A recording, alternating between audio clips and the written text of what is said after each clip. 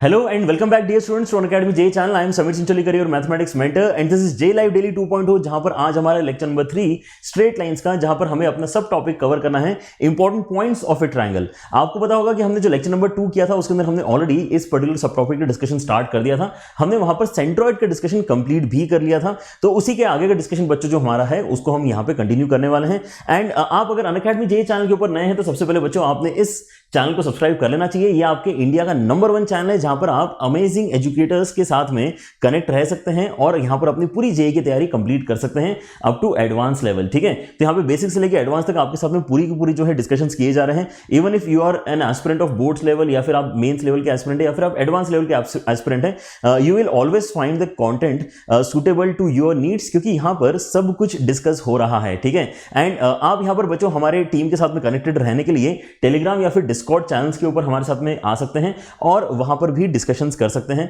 आपको बच्चों पता होगा कि livedaily.me/JEE एक ऐसा सिंगल लिंक आपको अनअकैडमी जेईई ने प्रोवाइड कर दिया है जिसको यूज करके आप अपने एंटायर जेईई का प्रिपरेशन कर सकते हैं। अगर आप ये लिंक अभी भी अपने जो है ओपन करके अगर नहीं देखा है, आपने अगर इसको अभी भी अपने मोबाइल में बुकमार्क नहीं किया है ना, ब्राउजर में अगर आपने बुकमार्क नहीं किया है तो आप काफी गलत कर रहे हो। ये पर्टिकुलर लिंक आपके लिए लाइफ चेंजिंग साबित होगा, क्योंकि यहां पर अनअकैडमी जेईई के ऊपर हुए जितने भी लेक्चर्स हैं हमने एक साथ आपको उनको प्रोवाइड कर दिया है और आप यहां पे प्ले बटन प्रेस करके उनको जो है देख सकते हैं सारे लेक्चर्स को, और साथ ही साथ पीडीएफ नोट्स डाउनलोड करने का भी हमने उसी के साथ में आपको ऑप्शन दे दिया है। So this is your video book which you can use as the best possible resource for your JEE preparation. खास करके वो बच्चे जो यहां पर लाइव एंड इंटरेक्टिव क्लासेस नहीं ले रहे हैं, जो यहां पर रिकॉर्डेड कंटेंट या फिर यूट्यूब कंटेंट के ऊपर डिपेंड कर रहे हैं, उनके लिए इससे बेहतर कुछ नहीं हो सकता। ठीक है, क्योंकि यहां पर A to Z आपको सब कुछ मिल रहा है और यहां पर आपको ढूंढने की भी जरूरत नहीं पड़ रही है। ठीक है, लेकिन आपको अगर एक कदम आगे बढ़ाना है तो मैं यहां पर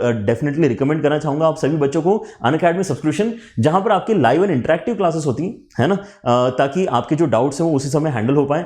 यहां पर आपके डाउट क्लियरिंग सेशंस अलग से भी होते हैं, साथ ही साथ यहां पे जो टेस्ट सीरीज चल रही है वो आपको यहां पे बहुत अच्छे तरीके से एनालिसिस देती है कि आपको प्रिपरेशन सही डायरेक्शन में जा रहा है कि नहीं जा रहा है। ठीक है, so this actually makes it all together the complete package for any student who is targeting JEE Mains and JEE Advanced। और यहाँ पर अच्छी बात क्या है, apart from all these facilities you get to connect with the top educators of the country। आपकी यहाँ पे बच्चों अनअकैडमी जेईई की जो टीम है वो तो पढ़ा ही रही है, लेकिन आपको पता होगा यहाँ पे कोटा के बहुत अमेजिंग एजुकेटर्स हैं जो आपके साथ में ऑलरेडी इस प्लेटफॉर्म के ऊपर कनेक्टेड हैं। आपको पता होगा कि यहाँ पर जो आप बुक्स पढ़ते हैं उनके ऑथर्स खुद यहाँ पर लाइव पढ़ाते हैं। ठीक है, तो you get to connect with amazing educators. उनके जो कोर्सेज चल रहे हैं आप सारे के सारे कोर्सेज एक सिंगल सब्सक्रिप्शन के साथ में एक्चुअली देख सकते हैं, बिल्कुल उसी तरीके से जैसे कि आप नेटफ्लिक्स के ऊपर अगर एक बार सब्सक्रिप्शन परचेस करते हैं तो उसमें जो भी मूवी आने वाली है या फिर आ चुकी है या फिर जो भी टीवी सीरीज आने वाला है या फिर आ चुका है, you are eligible to watch everything, क्योंकि आप वहां पर आप वहां पर नेटफ्लिक्स का प्लेटफॉर्म ज्वाइन कर चुके होते हैं। सिमिलरली आप यहां पे अगर अनअकैडमी का सब्सक्रिप्शन प्लेटफॉर्म ज्वाइन करेंगे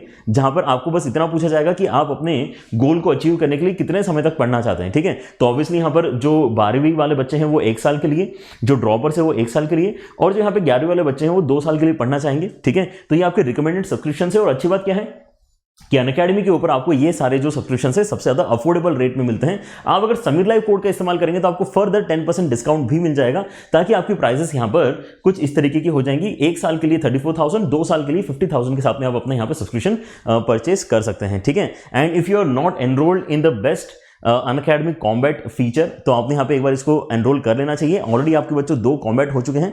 ये क्या है, बेसिकली आपका एक बहुत ही बढ़िया तरीके से ऑर्गेनाइज्ड टेस्ट सीरीज है, आप ऐसा मान सकते हैं। ठीक है, जिसका सिलेबस भी आपको अलग से बताया जाता है। ठीक है, तो नेक्स्ट कॉम्बैट बच्चों आपको होने वाले 6 दिसंबर को। अगर आप एनरोल अभी से कर लोगे तो आपको यहाँ पर नोटिफिकेशन आते रहेंगे, आपके सिलेबस आपको पता चलेगा and you will be ready for the next upcoming combat. अगर आपने अभी भी इसके अंदर रजिस्टर नहीं किया है, you can register with the code Sameer live and यहाँ पर आपको कोई भी जो है सब्सक्रिप्शन लेने की जरूरत नहीं है। This is entirely free for all our students of Unacademy JEE channel. ठीक है, तो इसको ज्वाइन करें सारे बच्चे।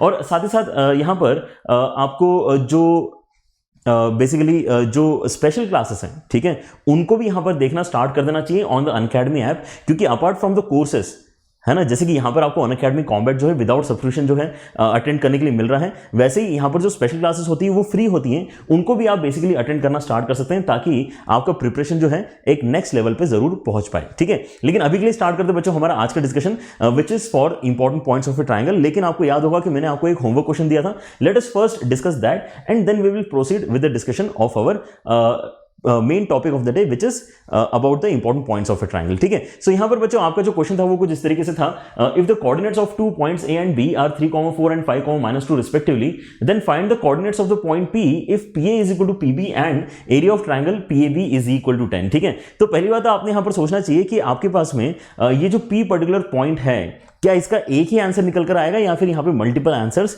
आप एक्चुअली इमेजिन कर सकते हो। ठीक है, यहां पे ध्यान से देखना कैसे हम इसका डिस्कशन स्टार्ट कर रहे हैं। अगर मैं आपको बोलूं कि आपके पास में दो फिक्स्ड पॉइंट्स ऑलरेडी हैं, ठीक है, आपके पास में पॉइंट ए है, आपके पास में पॉइंट बी है। ठीक है, पॉइंट ए का जो आपका वैल्यू है दैट इज 3, 4 और पॉइंट बी का जो आपका वैल्यू है that is 5, -2, then in that case आपका जो पी पॉइंट है वो किस तरीके से लोकेटेड होना चाहिए? पी पॉइंट आपका इस तरीके से लोकेटेड होना चाहिए कि उसका डिस्टेंस ए से और उसका डिस्टेंस बी से इक्वल हो जाए।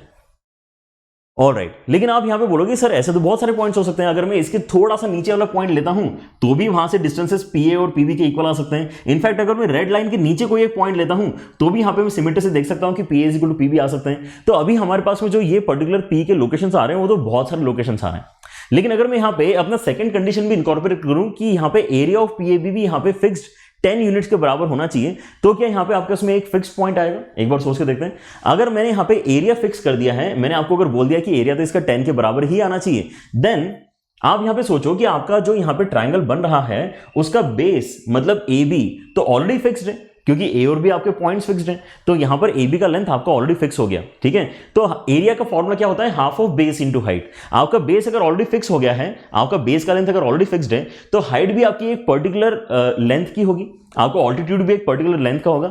तो हम यहां पे आप समझ सकते हैं कि यार अब अलग अलग पॉइंट्स हम यहां पे इमेजिन कर पा रहे थे कि इसके नीचे भी एक पॉइंट हो सकता है, इसके नीचे भी एक पॉइंट हो सकता है, वो सारी कंडीशंस अब यहां पे एलिमिनेट हो गई। अब हमें यहां पे पी जो है एक पर्टिकुलर डिस्टेंस पर ही मिलेगा फॉर श्योर। ठीक है, पी अब यहां वहां नहीं हो सकता, उसकी हाइट भी यहां पे एरिया के वैसे रिस्ट्रिक्ट हो जाएगी।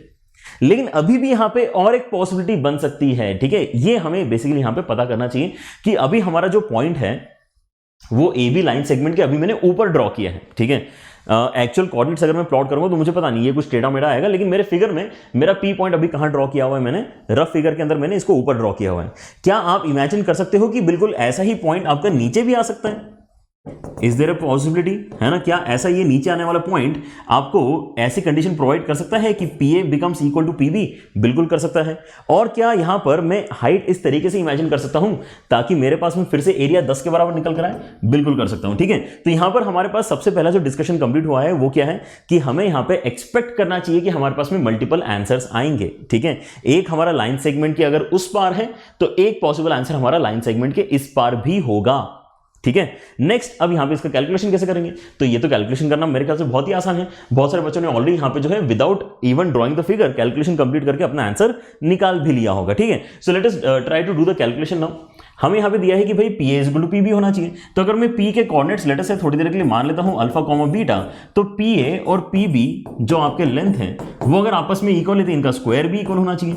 लेंथ का स्क्वायर करने से फायदा क्या होता है? डिस्टेंस फॉर्मूले वाला जो आपका अंडर रूट होता है वो हट जाता है। ठीक है, तो मैं अगर यहां पे अब डिस्टेंस फॉर्मूले की मदद से पी से लेके ए तक का डिस्टेंस लिखना चाह रहा हूं तो मैं कैसे लिखूंगा? मैं यहां पे लिखूंगा अल्फा माइनस 3 का स्क्वायर प्लस बीटा -4 का स्क्वायर, लेकिन इसका अंडर रूट भी लेना होता है, लेकिन स्क्वायर भी हो गया तो अंडर रूट अब हमें दिखाई नहीं देगा। पीबी का लेंथ लिखते हैं यहां से अल्फा -5 का स्क्वायर और साथ में लिखते हैं यहां पे बीटा +2 का स्क्वायर। ऑलराइट, सो हमारे कंडीशन के हिसाब से ये इक्वेशन बन रही है। ओपन करके देखते हैं एक बार क्या होगा। यहाँ पे अगर मैं इसको ओपन करूं तो मेरे पास में आएगा अल्फा स्क्वायर -6 अल्फा + 9। फर्दर अगर मैं बीटा वाली इक्वेशन ओपन करूंगा तो यहाँ पर आएगा बीटा स्क्वायर -8 बीटा + 16। और राइट साइड में देखना क्या कहानी है। राइट साइड में ओपन हो रहा है अल्फा स्क्वायर -10 अल्फा + 25। और बीटा वाला अगर मैं ओपन करूंगा तो बीटा स्क्वायर +4 बीटा +4। ठीक है, तो अब यहां पर सबसे पहले आपकी नजर किस पे पड़ती है कि हमारा अल्फा स्क्वायर बीटा स्क्वायर तो कैंसिल हो रहा है। अल्फा स्क्वायर बीटा स्क्वायर आपका कैंसिल हो गया। ठीक है, अब यहां पर हमारे पास में जो बाकी चीजें बची हैं उनको एक बार कैलकुलेट करके देखते हैं कि हमारे पास में क्या इक्वेशन आ रही है बिटवीन अल्फा एंड बीटा, क्या रिलेशन आ रहा है बिटवीन अल्फा एंड बीटा। तो ये जो 10 अल्फा है ये इधर लेफ्ट हैंड साइड में आएगा तो पॉजिटिव बन के आएगा, तो आपके इसमें -6 अल्फा के साथ में मिलकर +4 अल्फा हो रहा है। और आपको जो यहां पर +4 बीटा है लेफ्ट हैंड साइड में आके -4 बीटा बनेगा, इसके साथ में मिलकर हो जाएगा -12 बीटा। ठीक है, और आप अगर अपने कांस्टेंट्स की तरफ नजर डालोगे तो आपको क्या मिलेगा? आपको यहां पे दिखाई देना चाहिए कि आपका जो 9 और 16 है ये मिलके जो 25 बनता है वो इस 25 के साथ में कैंसिल हो जाएगा, और राइट साइड में आपको जो 4 कांस्टेंट बचा है वो आपके पास में फाइनली बचा रहेगा। तो ये हमारे पास में एक सिंपल सी इक्वेशन आ रही है, जहां पर इसको थोड़ा और अच्छे से लिख दिया जाए, ठीक है। ये हो रहा है आपका 12 के बराबर, ठीक है। सो मैं यहां से ऑब्वियसली देख पा रहा हूं कि 4 4 4 मेरा कैंसिल हो जाएगा, और मेरी इक्वेशन फाइनली अब ये बनने वाली है ना। यहीं पे लिख लेते हैं इसको अच्छे से। Implies alpha minus 3 beta is equal to 1। Alpha minus 3 beta is equal to 1 is the equation that we have. Okay, तो हमें यहां पे एक बात समझ में आई कि यार हमारे पास में ये जो भी कोऑर्डिनेट आएगा वो ये कंडीशन तो पक्के से सेटिस्फाई करेगा ही करेगा। अगली कंडीशन हमें जो दी है वो कौन सी है, एरिया की कंडीशन है। अब यहां पर हम जानते हैं कि एरिया का जो फॉर्मूला होता है वो बेसिकली डिटरमिनेंट फॉर्मेट में है, और वो हमने लास्ट क्लास में आई गेस पढ़ा भी हुआ है, काफी डिटेल में उसके बारे में क्वेश्चंस भी हमने किए हुए हैं, ठीक है। 2 कोऑर्डिनेट्स यहां पर हमारे फिक्स्ड है, एक कोऑर्डिनेट हमारा यहां पे वेरिएबल है अल्फा कॉमा बीटा, ठीक है। सो अब यहां पे आप ध्यान से सोचो कि ये 2 आंसर्स निकालने का तरीका क्या होना चाहिए, या फिर क्यों हमारे पास में यहां पे ऑटोमेटिकली 2 आंसर्स निकल कर आएंगे। ये 2 आंसर्स हमारे बच्चों इसलिए निकल कर आएंगे क्योंकि एरिया के फॉर्मूले में मॉड आता है, ठीक है। This is a very very important idea that we need to remember.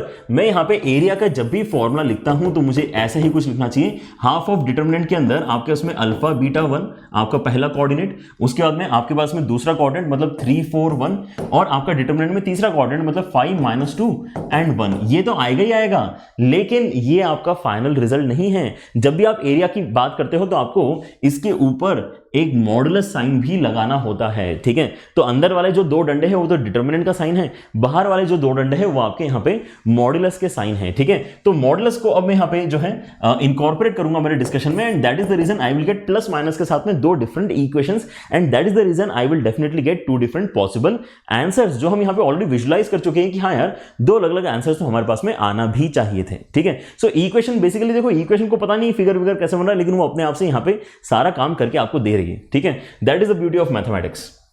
Alright, so half के साथ में यहां पर देखो ओपन कैसे हो रही चीजें। हाफ के साथ में आप यहां पे देख सकते हो अल्फा के साथ में कितना आएगा, अल्फा के साथ में 4 + 2 मतलब 6, माइनस बीटा के साथ में कितना आएगा, माइनस बीटा के साथ में आपके उसमें आएगा -2 है ना, 3 - 5, और +1 के साथ में आप देखो कितना आ रहा है, 1 के साथ में आपके उसमें आएगा -6 एंड -20 मतलब -26, ठीक है। इसका हो जाएगा आपका मॉड, और अब यहां पे इसको फर्दर कैलकुलेट कर लेते हैं। 10 = मॉड के अंदर हाफ के साथ में 6 अल्फा + 2 बीटा एंड -26। यहां से अगर मैं 2 कैंसिल करूंगा तो मेरी यहां पे जो इक्वेशन आ रही है दैट इज 10 = मॉड के अंदर 3 अल्फा + बीटा -13, ठीक है। हमारी ये दूसरी इक्वेशन आ गई। हमारे पास में पहली इक्वेशन ऑलरेडी आ चुकी थी। पहली इक्वेशन में हम क्या बोल रहे थे, पहली इक्वेशन में हम ऐसा कुछ यहां पे लिख रहे थे, है ना। अल्फा बीटा में हमारी इक्वेशन ये है, इसको आप चाहो तो नंबरिंग भी दे सकते हो, और ये आपकी जो रेड कलर से लिखी हुई है आपकी दूसरी इक्वेशन है। अब मैं यहाँ पे अगर इन दोनों को सॉल्व करना चाह रहा हूँ, है ना, नंबरिंग दे देंगे तो शायद मुझे ही बोलने में आसानी होगी। सो ये हो गई आपकी इक्वेशन नंबर 1, ठीक है, और उसके बाद में ये हो गया आपका इक्वेशन नंबर 2। तो मैं यहाँ पे सॉल्व करना चाह रहा हूँ equation number 1 and equation number 2। Alright, solve equation 1 and 2। तो अगर मैं इक्वेशन 1 को ध्यान से देखता हूं तो मेरे पास में काफी सिंपल सा एक रिजल्ट है कि alpha can be written as 1 + 3 beta.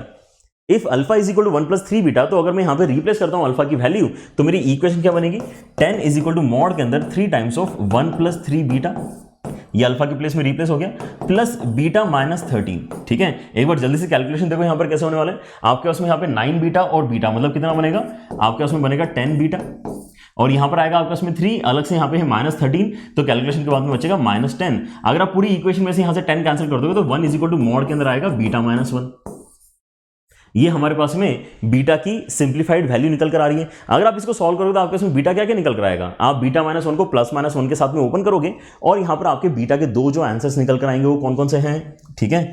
हमारे पास में ऐसा कुछ होने वाला है, बीटा के हमारे पास में आंसर्स निकल कर आएंगे, एक तो हो जाएगा आपके पास में 0 और एक हो जाएगा आपके पास में बीटा का वैल्यू = 2।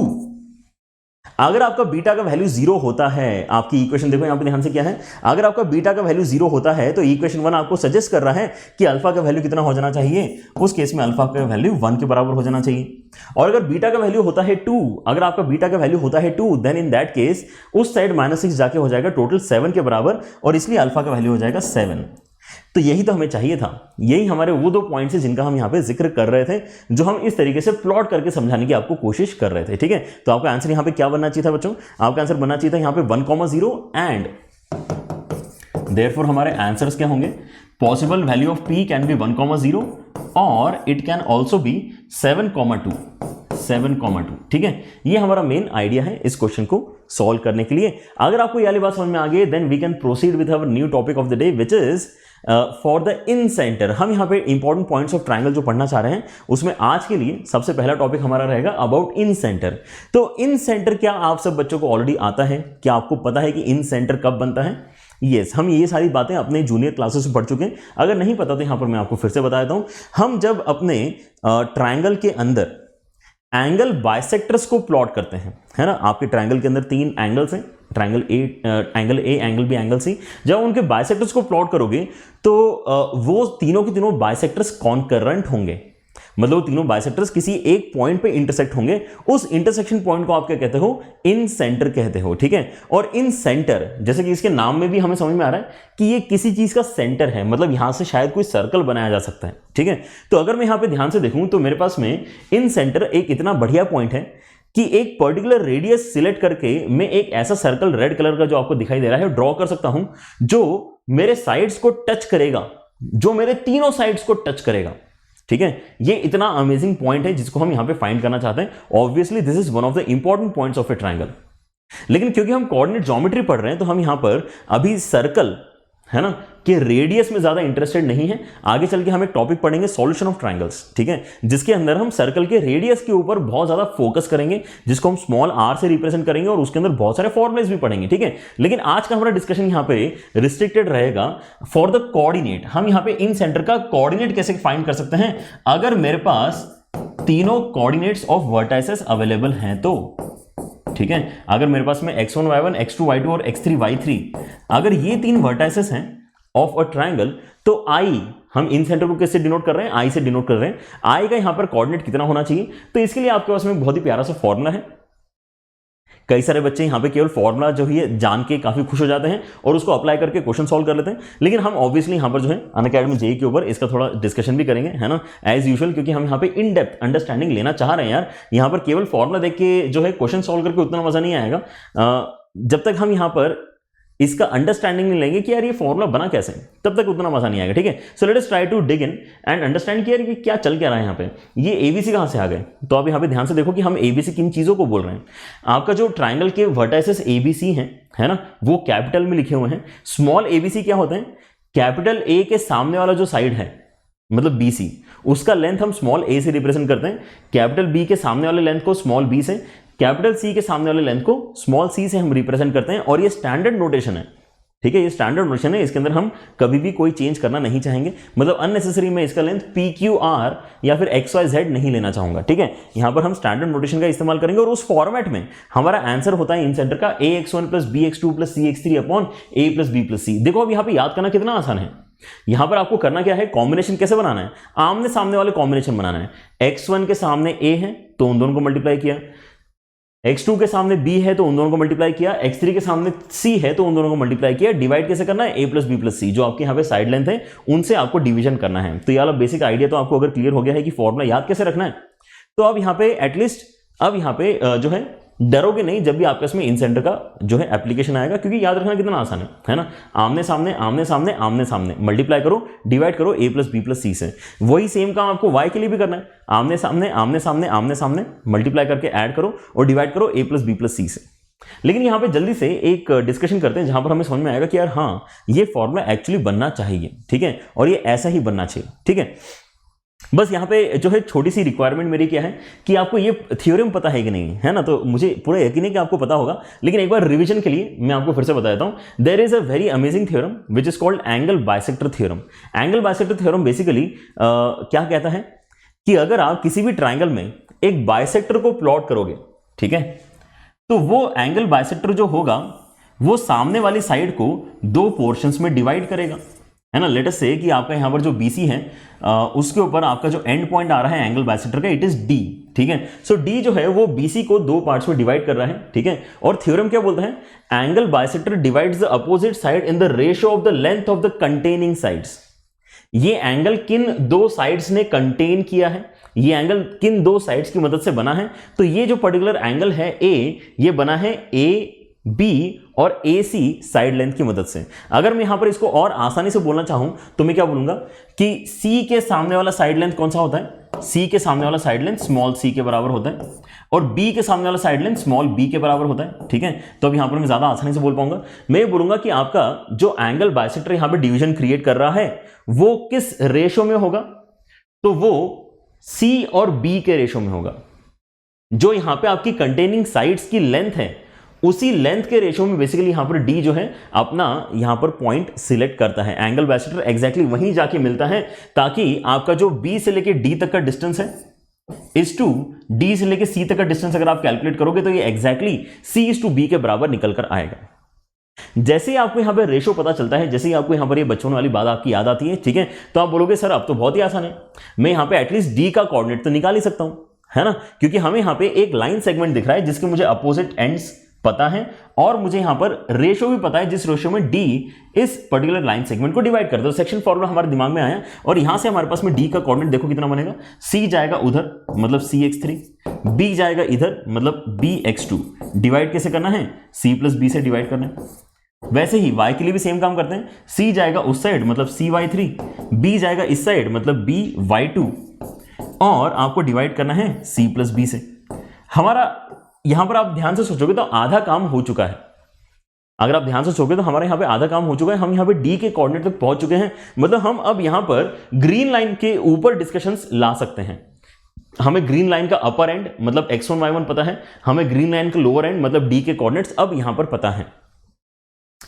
और मेरा जो इन सेंटर है वो क्या होता है, मेरा इन सेंटर जो होता है वो एंगल बाइसेक्टर का इंटरसेक्शन पॉइंट होता है। तो यहां पे उसका लोकेशन आइडेंटिफाई करना आसान हो जाएगा अगर मैं बाकी दोनों एंगल बाइसेक्टर्स भी प्लॉट कर दूं तो।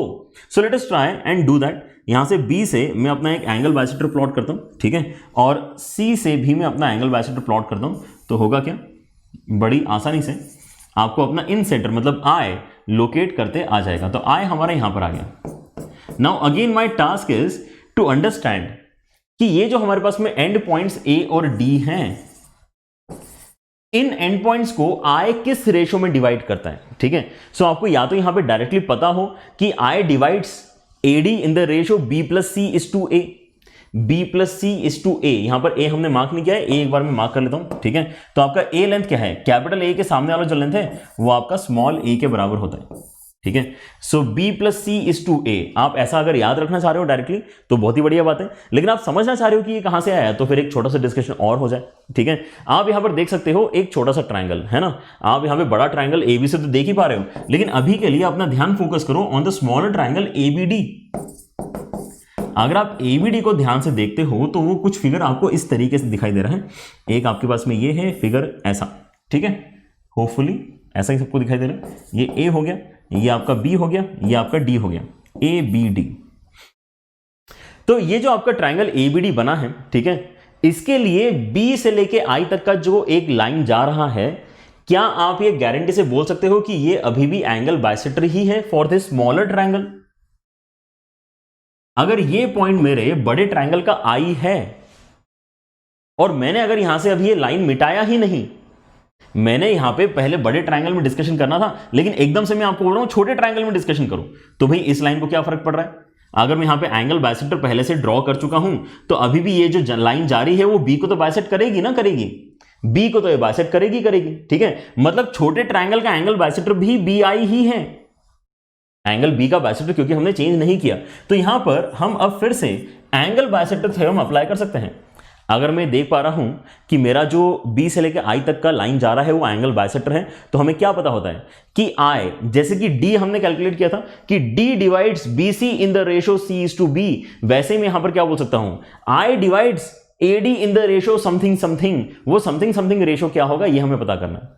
तो वो समथिंग समथिंग रेशो क्या होना चाहिए वो समथिंग समथिंग रेशो होना चाहिए कुछ इस तरीके से, ए आई अपॉन आई डी किसके बराबर होगा, ए आई मतलब ऊपर वाला, तो ऊपर वाला आपका यहां पे एंगल बनाने वाला साइड कौन सा है, ए बी, ठीक है, और नीचे आई डी, तो आई डी के पास वाला साइड कौन सा है, करस्पॉन्डिंग साइड आपका बी डी। ठीक है, तो बी डी यहां लिख दो, यही आपका बेसिकली हेल्प करेगा अपने फाइनल रेशो तक पहुंचने में, ठीक है। हमें AI अपॉन BD ही तो चाहिए। अगर हमें AI अपॉन ID, सॉरी, हमें AI अपॉन ID ही चाहिए। अगर हम AI अपॉन ID फाइंड कर लेंगे तो यहां पे फिर से सेक्शन फॉर्मूला अप्लाई करके आपका आंसर निकल आएगा, ठीक है। So let us try to work on this. AI upon ID कितना होगा? AI अपॉन ID किसके बराबर होगा? तो भाई वो AB। अब AB क्या है? AB तो आपका C के बराबर है, तो यहां पे C लिख दो। अपॉन BD, तो मुझे BD का लेंथ निकालना है, यहां से लेके यहां तक का लेंथ निकालना है मुझे। कैसे निकालूंगा? यहां से लेके यहां तक का लेंथ। आप यहां पे देख सकते हो कि ये क्या है, ये फ्रैक्शन है ना, ये पोर्शन है किसका? एंटायर लेंथ A का। कितना फ्रैक्शन है ये एंटायर लेंथ A का? वो C फ्रैक्शन है, C फ्रैक्शन है, A का C फ्रैक्शन है। लेकिन आपका ओवरऑल डिनोमिनेटर कितना है? C कितने में से? तो यहां पर जब मैं बोलता हूं कि मैंने यहां पे C/B में पूरे लाइन सेगमेंट A को डिवाइड किया है, इसका मतलब क्या समझते हैं पता है आप? अगर मैंने C/B में इस पूरे लाइन सेगमेंट को डिवाइड किया, मतलब मैंने A को डिवाइड किया B प्लस C से। मैंने यहां पे total B plus C portions create किए।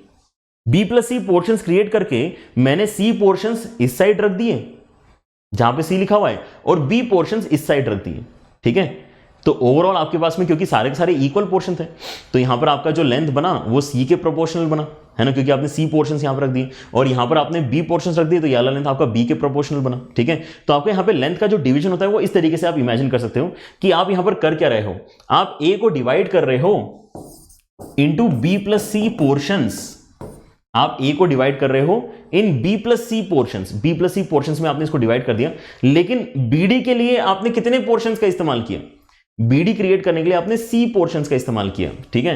तो ये एक पोर्शन का लेंथ है, इसमें से C पोर्शन का आपने इस्तेमाल किया ताकि आपको BD लेंथ पता चले, and that is how we can finally get to our answer. जो हमें चाहिए CC यहां से कैंसिल हो जाएगा आपका, and you will get B plus C upon A।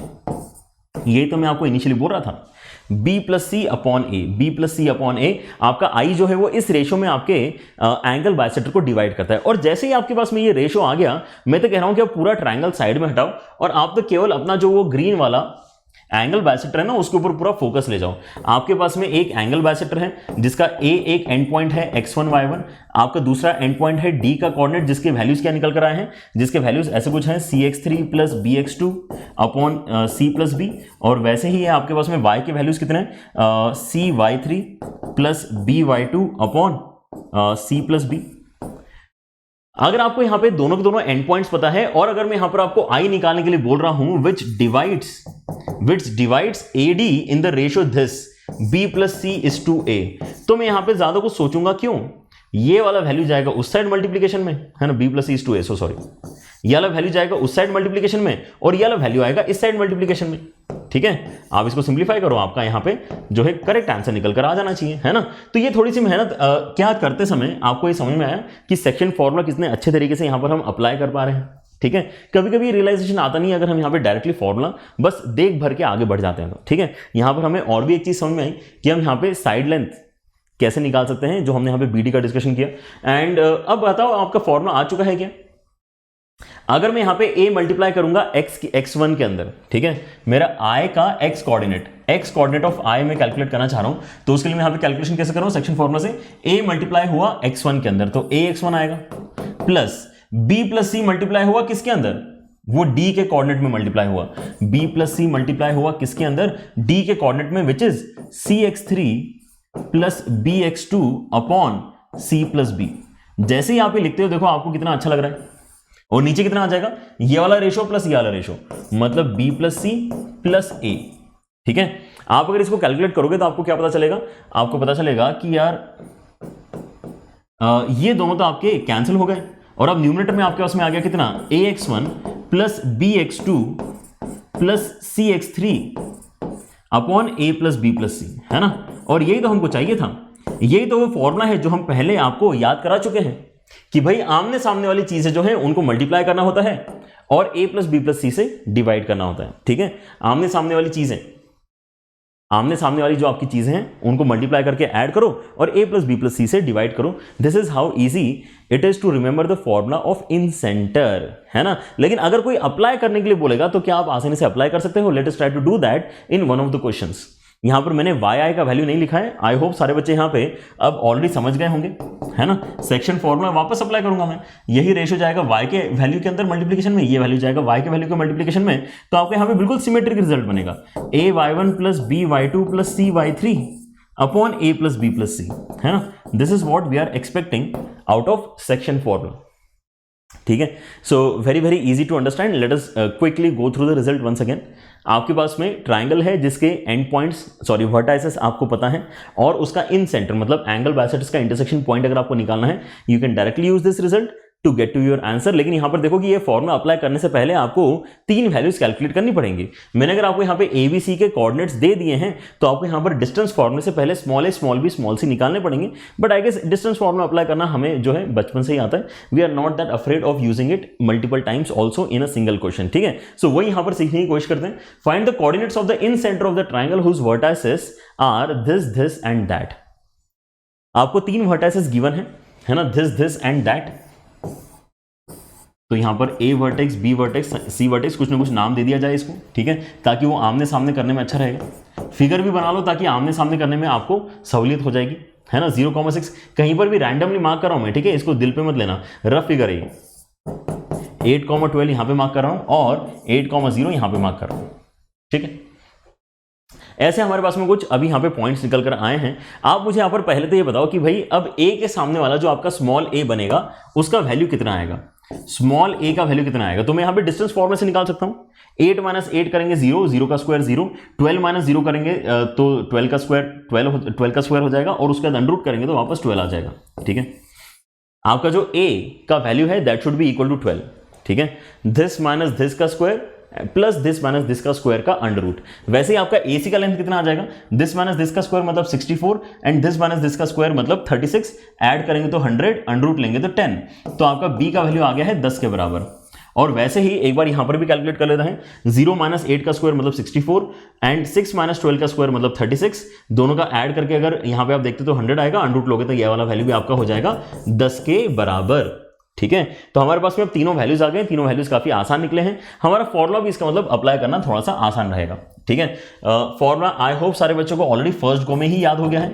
क्या करना है, आमने सामने वाली चीजों को मल्टीप्लाई करके लिखना है। एक्स की बात कर रहा हूं तो एक्स के कोऑर्डिनेट्स को आप लेना स्टार्ट करो। 0 को मल्टीप्लाई करो 12 से, 0 मल्टीप्लाई करो 12 से, उसके बाद में 8 मल्टीप्लाई करो 10 से, और यहां पे जो एक्स कोऑर्डिनेट है 8 उसको भी मल्टीप्लाई करो 10 से। और डिवाइड कैसे होना चाहिए, ए प्लस बी प्लस सी से आपका डिवीजन होना चाहिए। सो दिस विल बिकम 32, ठीक है। ए प्लस बी प्लस सी कितना हो जाएगा 32 के बराबर, ठीक है। एक स्टेप अगर आप यहां पे लिखना ही चाह रहे हैं, है ना, for the sake of clarity, तो आप यहां पे एक बार मेहनत करके 12 प्लस 10 प्लस 10 लिख लो, है ना, अगली बार से मत लिखना। सो यहां पर आपका कैलकुलेशन कैसे बच रहा है, ये हो जाएगा आपका 2 टाइम्स ऑफ 8 इंटू 10, है ना, और नीचे आ जाएगा आपका 32 की मदद से आप यहां पे अगर कैंसिलेशन करोगे तो आपको टोटल मेरे ख्याल से 5 बचते हुए दिखाई देना चाहिए। हमें x coordinate of in centre 5 मिल गया है, तो वैसे तो वाई कैलकुलेट करने की जरूरत नहीं, क्योंकि यहां पे ऑप्शंस बहुत खराब है। आप यहां पे केवल एक्स कोऑर्डिनेट फाइंड करके भी सही आंसर एक्चुअली आइडेंटिफाई कर पा रहे हो, लेकिन थोड़ी सी प्रैक्टिस और हो जाए, है ना। यहां पर एक बार वाई के लिए भी कैलकुलेशन कर ही डालो, ठीक है। अगर आप वाई के लिए कैलकुलेशन करोगे तो आपके पास में क्या बनना है, आमने सामने वैल्यूज 6 के सामने है 12, 6 के सामने है 12, ठीक है। उसके बाद लेट अस सी, उसके बाद में हमारे पास में 12 के सामने है 10, 12 के सामने है 10, और उसके बाद 0 के सामने है 10, 0 के सामने है 10, नीचे आ जाएगा फिर से 32, है ना, क्योंकि a प्लस बी प्लस सी तो सेम ही रहने वाला है। सो यहाँ पे अगर आप इन दोनों में से 12 बाहर निकालते हो कॉमन, तो अंदर बचेगा आपके पास में कितना, 6 और 10 मतलब 16, और नीचे आ जाएगा आपके पास में 32 को यहाँ पे 16 से कैंसिल करके 2, और 2 को इससे कैंसिल करके 6, आपका y का वैल्यू निकला है, ठीक है। तो x का वैल्यू आपका 5 निकला, y का वैल्यू आपका 6 निकला। यही आंसर हम ऑलरेडी आइडेंटिफाई वैसे कर चुके हैं, ठीक है। सो इन सेंटर का अगर आपको ये डिस्कशन क्लियर है कि हम ax1 plus bx2 plus cx3 upon a plus b plus c से आंसर निकालते हैं, then I guess these are now easy questions for any student who has watched the discussion till now, ठीक है। Alright, तो आगे बढ़ते हैं। यहाँ पे इन सेंटर की भाई कहानी खत्म, इन सेंटर की कहानी खत्म कर चुके हैं। हम आगे बढ़ते हैं हमारे नए डिस्कशन पे, विच इज फॉर एक्स सेंटर।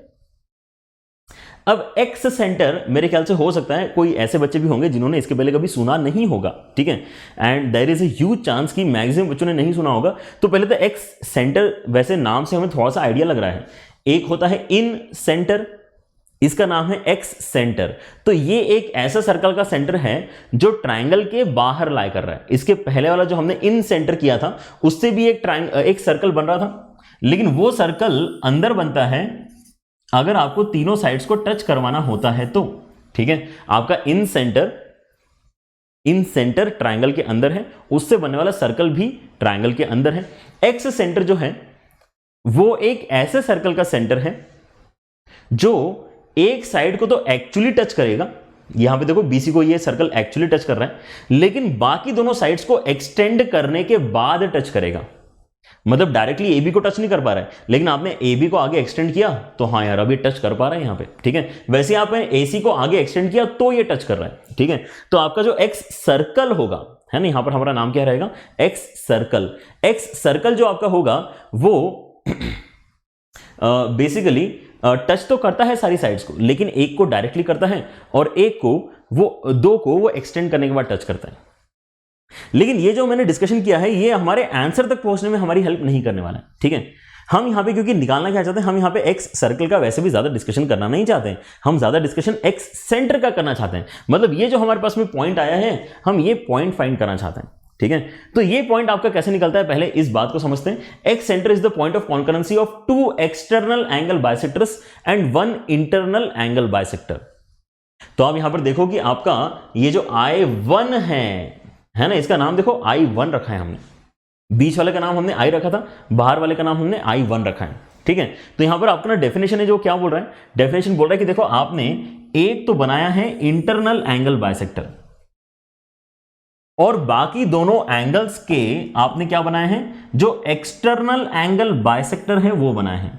ये तो इंटरनल हो गया एंगल सी, बाहर वाला एक्सटर्नल एंगल हो गया, एक्सटर्नल एंगल का बाइसेक्टर आपने प्लॉट किया। तो ये जो तीनों आपके लाइंस कॉन्करेंसी शो कर रहे हैं, जिस पॉइंट पे कॉन्करेंसी शो कर रहे हैं उसका नाम आपने बेसिकली I1 रखा है, उसका नाम आपने एक्स सेंटर रखा है।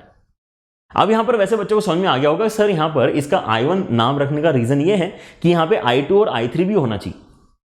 I2 और I3 क्यों होना चाहिए, क्योंकि अभी मैंने आपको बोला है कि यार एक आप इंटरनल एंगल बाइसेक्टर लो ट्राइंगल का, एक आप इंटरनल एंगल बाइसेक्टर लो और बाकी दोनों के आप एक्सटर्नल एंगल बाइसेक्टर लो। तो भाई किसका इंटरनल एंगल बाइसेक्टर लूं मैं, अभी मैंने अपना फिगर ड्रॉ करने के लिए जो है ए का इंटरनल एंगल बाइसेक्टर लिया है, ऐसे ही मैं इंटरनल एंगल बाइसेक्टर बी का भी ले सकता था। अगर मैं बी का इंटरनल एंगल बाइसेक्टर लूंगा तो मुझे बाकी दोनों के एक्सटर्नल एंगल बाइसेक्टर लिखने पड़ेंगे। ठीक है, तो इसको मैंने एक्सटेंड कर दिया, इसको भी मैं एक्सटेंड कर देता हूं। ठीक है, और अगर मैंने इन दोनों के एक्सटर्नल एंगल बाइसेक्टर क्रिएट किए तो मेरे पास में फिर से एक नया सेंटर बनेगा। बाय डेफिनेशन ये भी आपका एक्स सेंटर ही तो होना चाहिए ना, ये भी आपका एक्स सेंटर ही होना चाहिए। तो हमने इसलिए यहां पर नाम रखते समय थोड़ा सा ध्यान रखा है। हमने क्या ध्यान रखा है कि यार हमें पता है कि यहां पे 3 आने वाले हैं वैल्यूज एक्स सेंटर के अंदर, तो जो ए के सामने वाला रहेगा ना उसका नाम हमने I1 रखा हुआ है, ए के सामने वाले का नाम हमने I1 रखा हुआ है, बी के सामने वाला जो आपका यहां पे एक्स सेंटर आएगा उसका नाम हमने I2 रखा है, और ऐसे ही जो आपका सी के सामने वाला आएगा मतलब बी का एक्सटर्नल एंगल बाइसेक्टर, ए का एक्सटर्नल एंगल बाइसेक्टर और सी का इंटरनल एंगल बाइसेक्टर। ठीक है, तो ये जो आपके इंटरसेक्शन शो करेंगे उनको हम यहां पे नाम देंगे I3 के बराबर। ठीक है, ऑब्वियसली ये फिगर बेस्ट फिगर नहीं है, हम यहां पे अगर अपने बुक्स में फिगर देखेंगे तो ज्यादा बेहतर हमें अंडरस्टैंडिंग मिलेगी। ठीक है, but I hope everybody caught on the idea कि हम यहां पर बाहर वाला पॉइंट कैसे जनरेट कर रहे हैं। ठीक है, 2 के हम एक्सटर्नल एंगल बाइसेक्टर लेंगे और एक का हम यहां पे इंटरनल एंगल बाइसेक्टर लेंगे। ठीक है, तो एक्स सेंटर पहली बात तो आपको पकड़ में आए, एक्स सेंटर बेसिकली इस तरह से हम फाइंड करते हैं।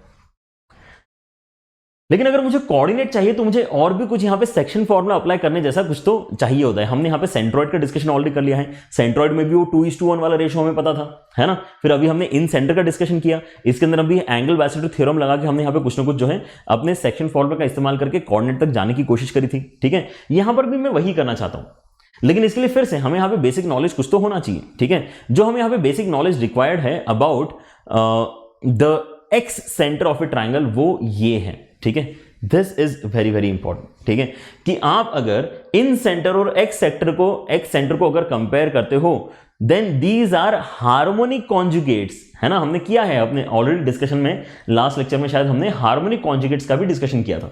ठीक है। सो आपका जो इन सेंटर है जो यहां होता है और जो आपका एक्स सेंटर है जो यहां होता है, ये एंगल बाइसेक्टर के कंपैरिजन में अगर देखा जाए तो उसके कंपैरिजन में ये हार्मोनिक कॉन्जुगेट्स होते हैं। मतलब यहां पर ऐसे कुछ फिगर आपने इमेजिन करना चाहिए, ठीक है। आप यहां पे इस फिगर की बात कर रहे हो तो आपको यहां पे जो पॉइंट ऑफ जो है यहां पे इंटरसेक्शन मिल रहा है विथ BC, ठीक है, वहां से आपने अपना लेंथ फिक्स कर दिया A से लेके D तक। आपका जो एंगल बाइसेक्टर का लेंथ है वो कहां से कहां तक डिफाइंड है, A से लेके D तक। अब A से लेके D तक अगर आप एक पर्टिकुलर रेशो में डिवीजन करते हो तो आपको इंटरनल एंगल बाइसेक्टर मिलता है। उसी रेशो में अगर आप एक्सटर्नल डिवीजन करोगे, उसी रेशो में अगर आप एक्सटर्नल डिवीजन करोगे तो आपको क्या मिलेगा, एक्स सेंटर का वैल्यू मिलेगा, एक्स सेंटर का वैल्यू मिलेगा, ठीक है। This is very important information जो आपको यहां पे पता करनी है और इसकी मदद से अब आगे सोचना है कि हमारे एक्स सेंटर के आंसर में क्या चेंज होना चाहिए। तो अब यहां पे ध्यान से सोचो कि यार अगर मैं आई निकालने के लिए रेशो यूज कर रहा था B+C:A, कर रहा था कि नहीं कर रहा था, B+C:A रेशो में इस्तेमाल कर रहा था to get to my coordinate. क्या यहां पर एक बार फिर से देखना चाहेंगे सारे बच्चे, है ना।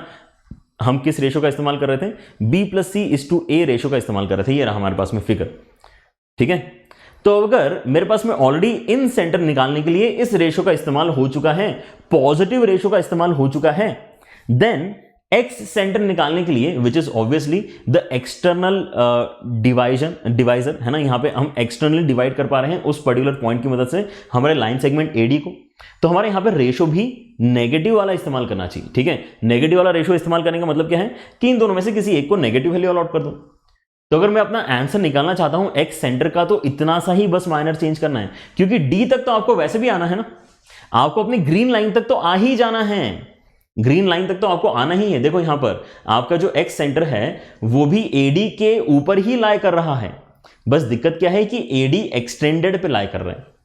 आपका वैसे भी एक्सटर्नल डिवीजन वाला पॉइंट लाइन सेगमेंट के बाहर ही लाई करता है, ठीक है। तो हम यहां पे क्योंकि रेशो ऑलरेडी डिस्कस कर चुके हैं B+C:A, तो यहां पर मेरा I1 निकालने के लिए मैंने बस इतना से चेंज करना है, इसको बोल दो B+C:-A, negative ratio with internal division वाला formula gives us the external division वाला रिजल्ट।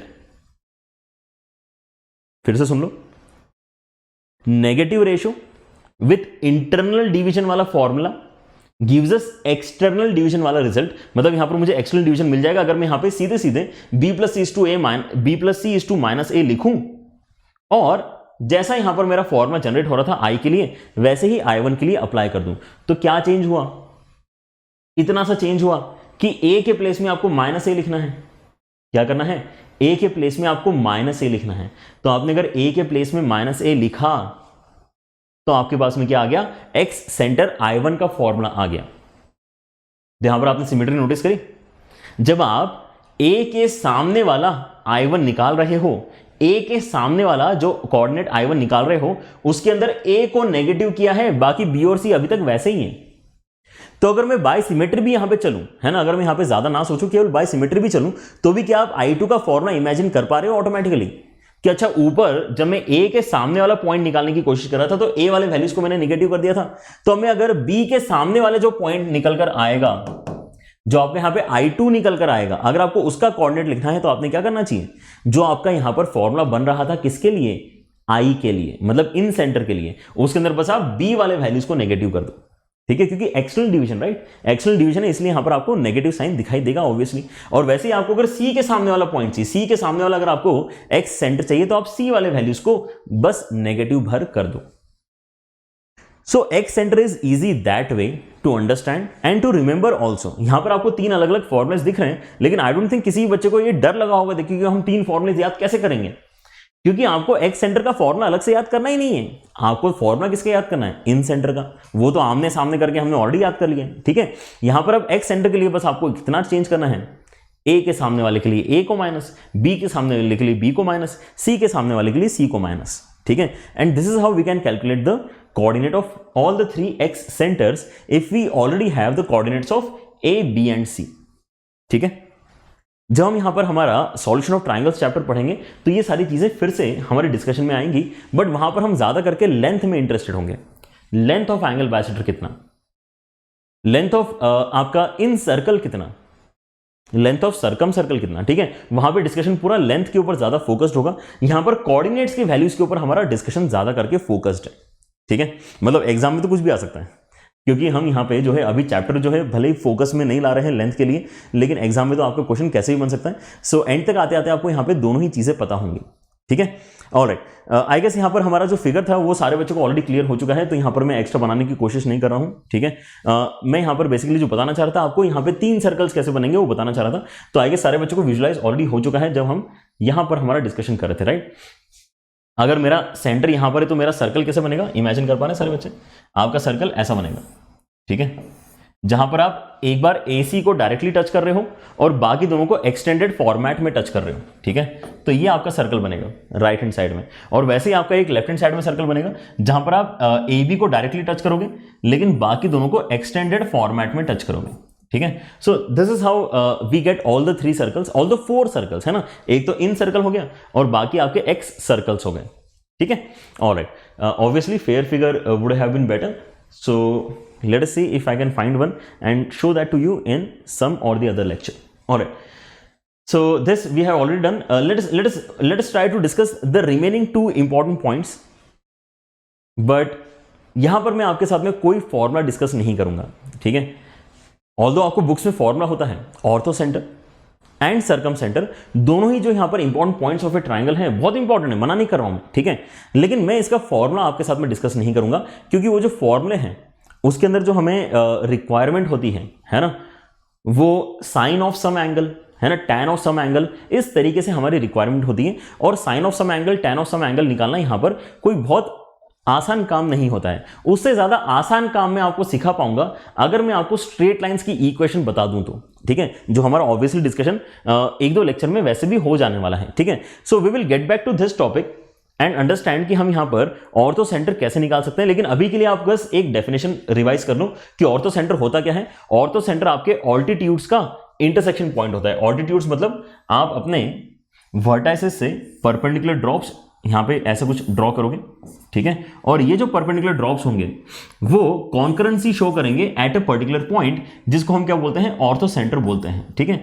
H से रिप्रेजेंट करो या फिर O से रिप्रेजेंट करो, जो भी आपको ठीक लगता है, आप यहां पे अपना नोटेशन ले सकते हैं, ठीक है। तो आप ये सोचो कि अगर मैं आपको लाइन की इक्वेशन लिखना सिखा दूं, ठीक है, अगर मैं आपको ये बता दूं कि यार आप इस ऑल्टीट्यूड का इक्वेशन कैसे लिखोगे और आप इस ऑल्टीट्यूड का इक्वेशन कैसे लिखोगे, तो मेरे पास में अगर 2 इक्वेशंस हैं तो मेरा यहां पे टारगेट क्या रहेगा कि मैं उनका इंटरसेक्शन पॉइंट फाइंड करूं। मतलब literally we will be using the definition, लेकिन हमारा वहां पे जो वर्किंग प्रिंसिपल होगा, जो हमारा वर्किंग मेथड होगा, वो बहुत ज्यादा डुएबल होगा as compared to learning the formula learning वैसे मुश्किल नहीं है, लर्न तो आप कर ही लोगे बुक में से देख के, लेकिन applying the formula is very very difficult. So that is the reason हम यहां पे उसका डिस्कशन नहीं कर रहे हैं। हम इस प्रोसेस का डिस्कशन करेंगे इन अपकमिंग 1 और 2 लेक्चर्स। 1-2 लेक्चर्स का यहां पर मुझे समय दो, हम इसका डिस्कशन डेफिनेटली कर पाएंगे, ठीक है। And same thing goes with circum centre. Circum centre होता क्या है, परपेंडिकुलर बाइसेक्टर्स का इंटरसेक्शन पॉइंट होता है। परपेंडिकुलर बाइसेक्टर्स का इंटरसेक्शन पॉइंट होता है, मतलब आपका फिगर कुछ ऐसा बनेगा। आपने ये नीचे वाले का परपेंडिकुलर बाइसेक्टर बना दिया, ये राइट साइड वाले का परपेंडिकुलर बाइसेक्टर हो गया, और ऐसे आपका यहां पर लेफ्ट वाले का भी परपेंडिकुलर बाइसेक्टर बन गया, ठीक है। तो ये इंटरसेक्ट करेंगे किसी एक सिंगल पॉइंट के, जिसको आप यहां पे सर्कम सेंटर डिनोट करते हो, ठीक है। परपेंडिकुलर बाइसेक्टर्स का जो यहां पे इंटरसेक्शन पॉइंट आ रहा है, this again is a very very important point, क्योंकि आप इसको सेंटर मान के अगर वर्टेक्स से डिस्टेंस मेजर करो तो तीनों वर्टेक्स से ये इक्वल डिस्टेंस शो करता है। क्योंकि ये इक्वल डिस्टेंस शो करता है तो आप यहां पे एक ऐसा सर्कल ड्रॉ कर सकते हो जो इन तीनों वर्टाइसेस से पास करेगा। इसका नाम होता है सर्कम सर्कल, है ना। This is also very very important, है ना, as important as incircle for our syllabus, ठीक है। सो हम अपने इन सर्कल का रेडियस, सर्कम सर्कल का रेडियस, है ना, और इनसे रिलेटेड कुछ कुछ इंपॉर्टेंट डिस्कशंस आगे आने वाले कुछ चैप्टर्स में फिर से करेंगे, ठीक है।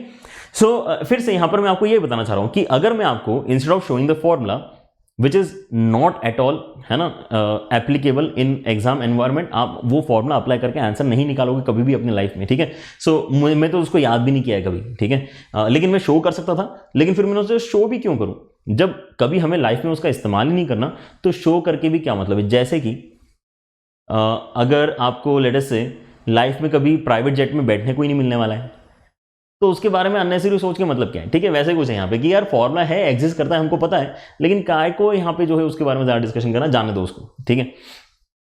हम यहाँ पे मेथड समझते हैं, है ना। हमें अगर यहाँ पे पॉइंट ए से पॉइंट बी तक जाना है तो देयर इज ए पॉसिबिलिटी कि हम प्राइवेट जेट में जाएं, लेकिन उन्होंने सोचेंगे कोई बात नहीं यार, नॉर्मल प्लेन में चले जाते हैं या फिर ट्रेन में चले जाते हैं, है ना। There are always ways to actually accomplish a task, ठीक है, जो हमारे हाथ में वो हम यहाँ पे ज्यादा करना चाहेंगे, ठीक है। तो यहाँ पे हम करना क्या चाह रहे हैं, हम यहाँ पे सीखना चाह रहे हैं कि यार मैं परपेंडिकुलर बाइसेक्टर, ये जो लाइन आ रही है ना, इसका इक्वेशन कैसे लिखूंगा। स्ट्रेट लाइंस, हमारा चैप्टर का नाम ही स्ट्रेट लाइंस है, ठीक है। तो हम ऑब्वियसली वहां पे स्ट्रेट लाइन की इक्वेशन लिखना सीखेंगे, and perpendicular bisector is a straight line, ठीक है। वैसे ही अगर मैं यहाँ पे दूसरे परपेंडिकुलर बाइसेक्टर का भी इक्वेशन लिख लूं तो मेरे पास में दो स्ट्रेट लाइंस की इक्वेशन होंगी, उनका इंटरसेक्शन पॉइंट निकालूंगा तो मेरे पास में मेरा सर्कमसेंटर का आंसर आ जाएगा। So this process is very very easy, है ना। Why to waste time on learning any kind of formula for this particular topic, ठीक है। सो ये दोनों हमारे पास यहाँ पे फिर से रिविजिट होने वाले हैं, अभी से मैं आपको बता रहा हूँ। लेकिन अभी के लिए आगे बढ़ते हैं। हमने यहाँ पे जो है इंपॉर्टेंट पॉइंट्स जो हो सकते थे, जिनके बारे में हम यहाँ पे कोई फॉर्मुलेस पढ़ सकते थे, वो यहाँ पे हमने पढ़ लिए हैं। 3 पर्टिकुलर पॉइंट्स में हमने फॉर्मुले पढ़े हैं, है ना, centroid, in centre and x centre, और 2 में हमने आपको बोला है कि यार आप प्रोसेस का इस्तेमाल कर लेना, फॉर्मुलेस के ऊपर ज्यादा भरोसा मत करो। लेकिन क्या हम यहां पे कुछ ऐसे रिजल्ट्स भी याद रख सकते हैं जिससे हमारा कैलकुलेशन बहुत बहुत आसान हो जाए? Yes, there are few very very important results जो हमें पता होना चाहिए। Sometimes questions are based on special cases, और स्पेशल केसेस पे अगर आपका क्वेश्चन है, जैसे कि आपका राइट एंगल ट्रायंगल के ऊपर क्वेश्चन है, या फिर आपका आइसोसेलेस या फिर इक्विलैटरल ट्रायंगल के ऊपर क्वेश्चन है, then it becomes very easy to solve. लेकिन उसके लिए आपको प्रॉपर्टीज पता करनी पड़ेगी। यहां पर आपकी पहली प्रॉपर्टी, राइट एंगल ट्रायंगल में क्या पता होना चाहिए आपको? राइट एंगल ट्रायंगल में जो आपका ऑर्थो सेंटर होता है, ऑर्थो सेंटर मतलब याद है ना, ऑर्थो सेंटर मतलब ऑल्टीट्यूड्स का इंटरसेक्शन पॉइंट। तो यहां पर सोचो कि अगर एक राइट एंगल ट्रायंगल है तो इस अपर वर्टेक्स से आप लोअर जो साइड है उसके ऊपर परपेंडिकुलर ड्रॉप डालोगे तो वो कहां जाके गिरेगा? वो यहीं पे जाके गिरेगा, है ना। ए से आपने परपेंडिकुलर ड्रॉप दिया बीसी के ऊपर, तो भाई परपेंडिकुलर ड्रॉप, ये परपेंडिकुलर बना तो हुआ है, तो परपेंडिकुलर ड्रॉप जो आप ड्रॉ करना चाह रहे थे वो तो बी पॉइंट पे जाके ही गिर रहा है। और वैसे ही अगर आप सी से परपेंडिकुलर ड्रॉप ड्रॉ करना चाहोगे, सी से परपेंडिकुलर ड्रॉप अगर आप ड्रॉ करना चाहोगे तो वो बी पे तो जाके गिरेगा। मतलब जो परपेंडिकुलर ड्रॉप्स आप यहां पे ड्रॉ कर रहे हो, उनका इंटरसेक्शन पॉइंट जिसको आप ऑर्थो सेंटर बोलते हो, वो तो ऑलरेडी यहां पे वर्टेक्स ड्रॉ किया हुआ है ना। इस बात को हम ध्यान रखेंगे, कितने अमेजिंग रिजल्ट है। अगर आपसे कोई पूछ रहा है राइट एंगल ट्रायंगल का आप ऑर्थो सेंटर निकाल के बताओ, आपको बस ये पता करना है कि भाई राइट एंगल कहां बन रहा है, जहां पर भी राइट एंगल बन रहा है वही उस ट्रायंगल का ऑर्थो सेंटर है।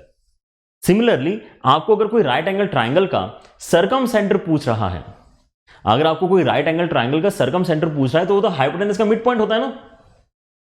ऐसा कैसे बोल सकते हो कि हाइपोटेनस का जो मिड पॉइंट होगा वही आपका सर्कम सेंटर होगा?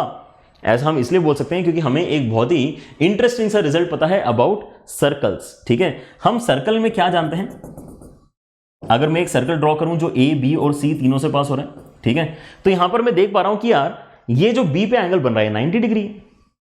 अगर आप यहां पे angle subtended by a line segment, या फिर कॉर्ड बोलना चाहिए मैंने, angle subtended by chord is 90 degrees on the circumference, then ये कब हो पाता है?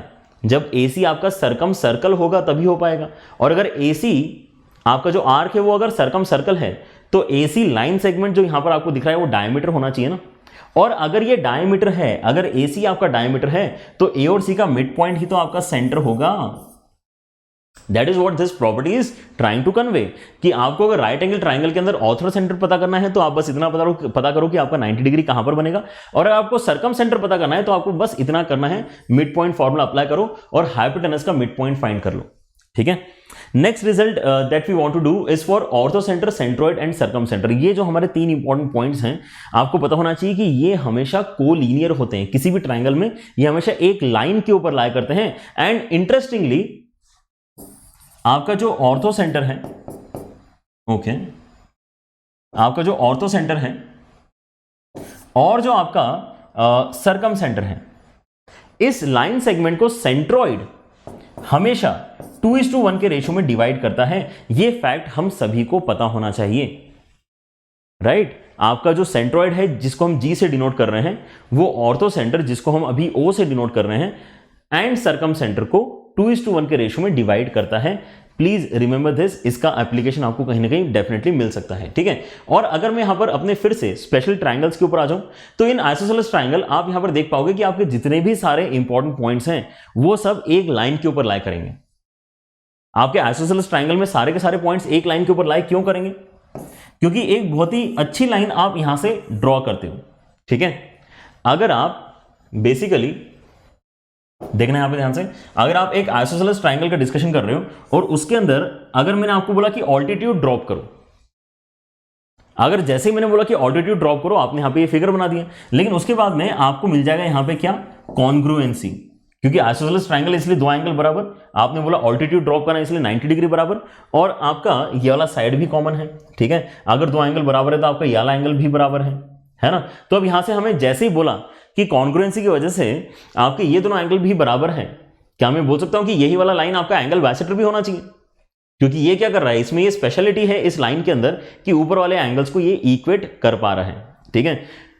तो ये जो आपने पहले परपेंडिकुलर ड्रॉप देके ऑल्टीट्यूड ड्रॉप किया था, that is also the angle bisector. और क्योंकि यहां पर आप अब कॉन्ग्रुएंसी ऑलरेडी इन दोनों ट्रायंगल्स में है ऐसा प्रूव कर चुके हो, तो फिर ये दोनों जो आपके करस्पॉन्डिंग साइड्स हैं ये भी इक्वल हो जाएंगे। जैसे ही आपने बोला कि ये वाला पोर्शन और ये वाला पोर्शन इक्वल है, मतलब ये एक्चुअली आपका मीडियन भी कहलाया जा सकता है। ये जो आपने ड्रॉप किया है ये आपका मीडियन भी है, और क्योंकि ये आपका मिड पॉइंट है और ये परपेंडिकुलर भी है, इसलिए यही लाइन आपका परपेंडिकुलर बाइसेक्टर भी है। ये जो लाइन है ये आपका मीडियन भी है, ये परपेंडिकुलर बाइसेक्टर भी है, ये ऑल्टीट्यूड भी है, और ये एंगल बाइसेक्टर भी है। अगर ये सभी कुछ है तो क्या हमारे जो सारे इंपॉर्टेंट पॉइंट्स हैं वो इसके ऊपर लाई करेंगे कि नहीं करेंगे, है ना। आपका जो सेंट्रॉइड है वो मीडियन के ऊपर लाई करेगा, मतलब इसके ऊपर लाई करेगा। आपका जो इन सेंटर है वो एंगल बाइसेक्टर के ऊपर लाई करेगा, मतलब इसके ऊपर लाई करेगा। And same goes for other points as well. तो यहां पर हमें याद क्या रखना है, इन एन आइसोसेलेस ट्रायंगल आपका centroid, orthocentre, incentre and circumcentre lie on the same line, same line के ऊपर लाई करते हैं। And in an equilateral triangle, equilateral triangle में तो आप भूल ही जाओ, इक्विलेटरल ट्रायंगल में यहां पर आपके उसमें एक ही पॉइंट आता है, क्योंकि यहां पर सिमेट्री इतनी ज्यादा हो गई है कि सारी की सारी चीजें आपकी मर्ज हो जाती हैं, ठीक है। आपका जहां पे सेंट्रॉइड है वहीं पे आपका सर्कम सेंटर है, वहीं पे आपका ऑर्थो सेंटर है, वहीं पर आपका इन सेंटर है। And that is how easy your question will be, अगर आप इक्विलेटरल ट्रायंगल वाला क्वेश्चन सॉल्व कर रहे हो तो, ठीक है। लेकिन यहां पर आपको जो है थोड़ा सा ऑब्जर्वेशन पावर बढ़ाना पड़ेगा, डेटा को अच्छे से इंटरप्रेट करना पड़ेगा जो भी क्वेश्चन आपके सामने आएगा।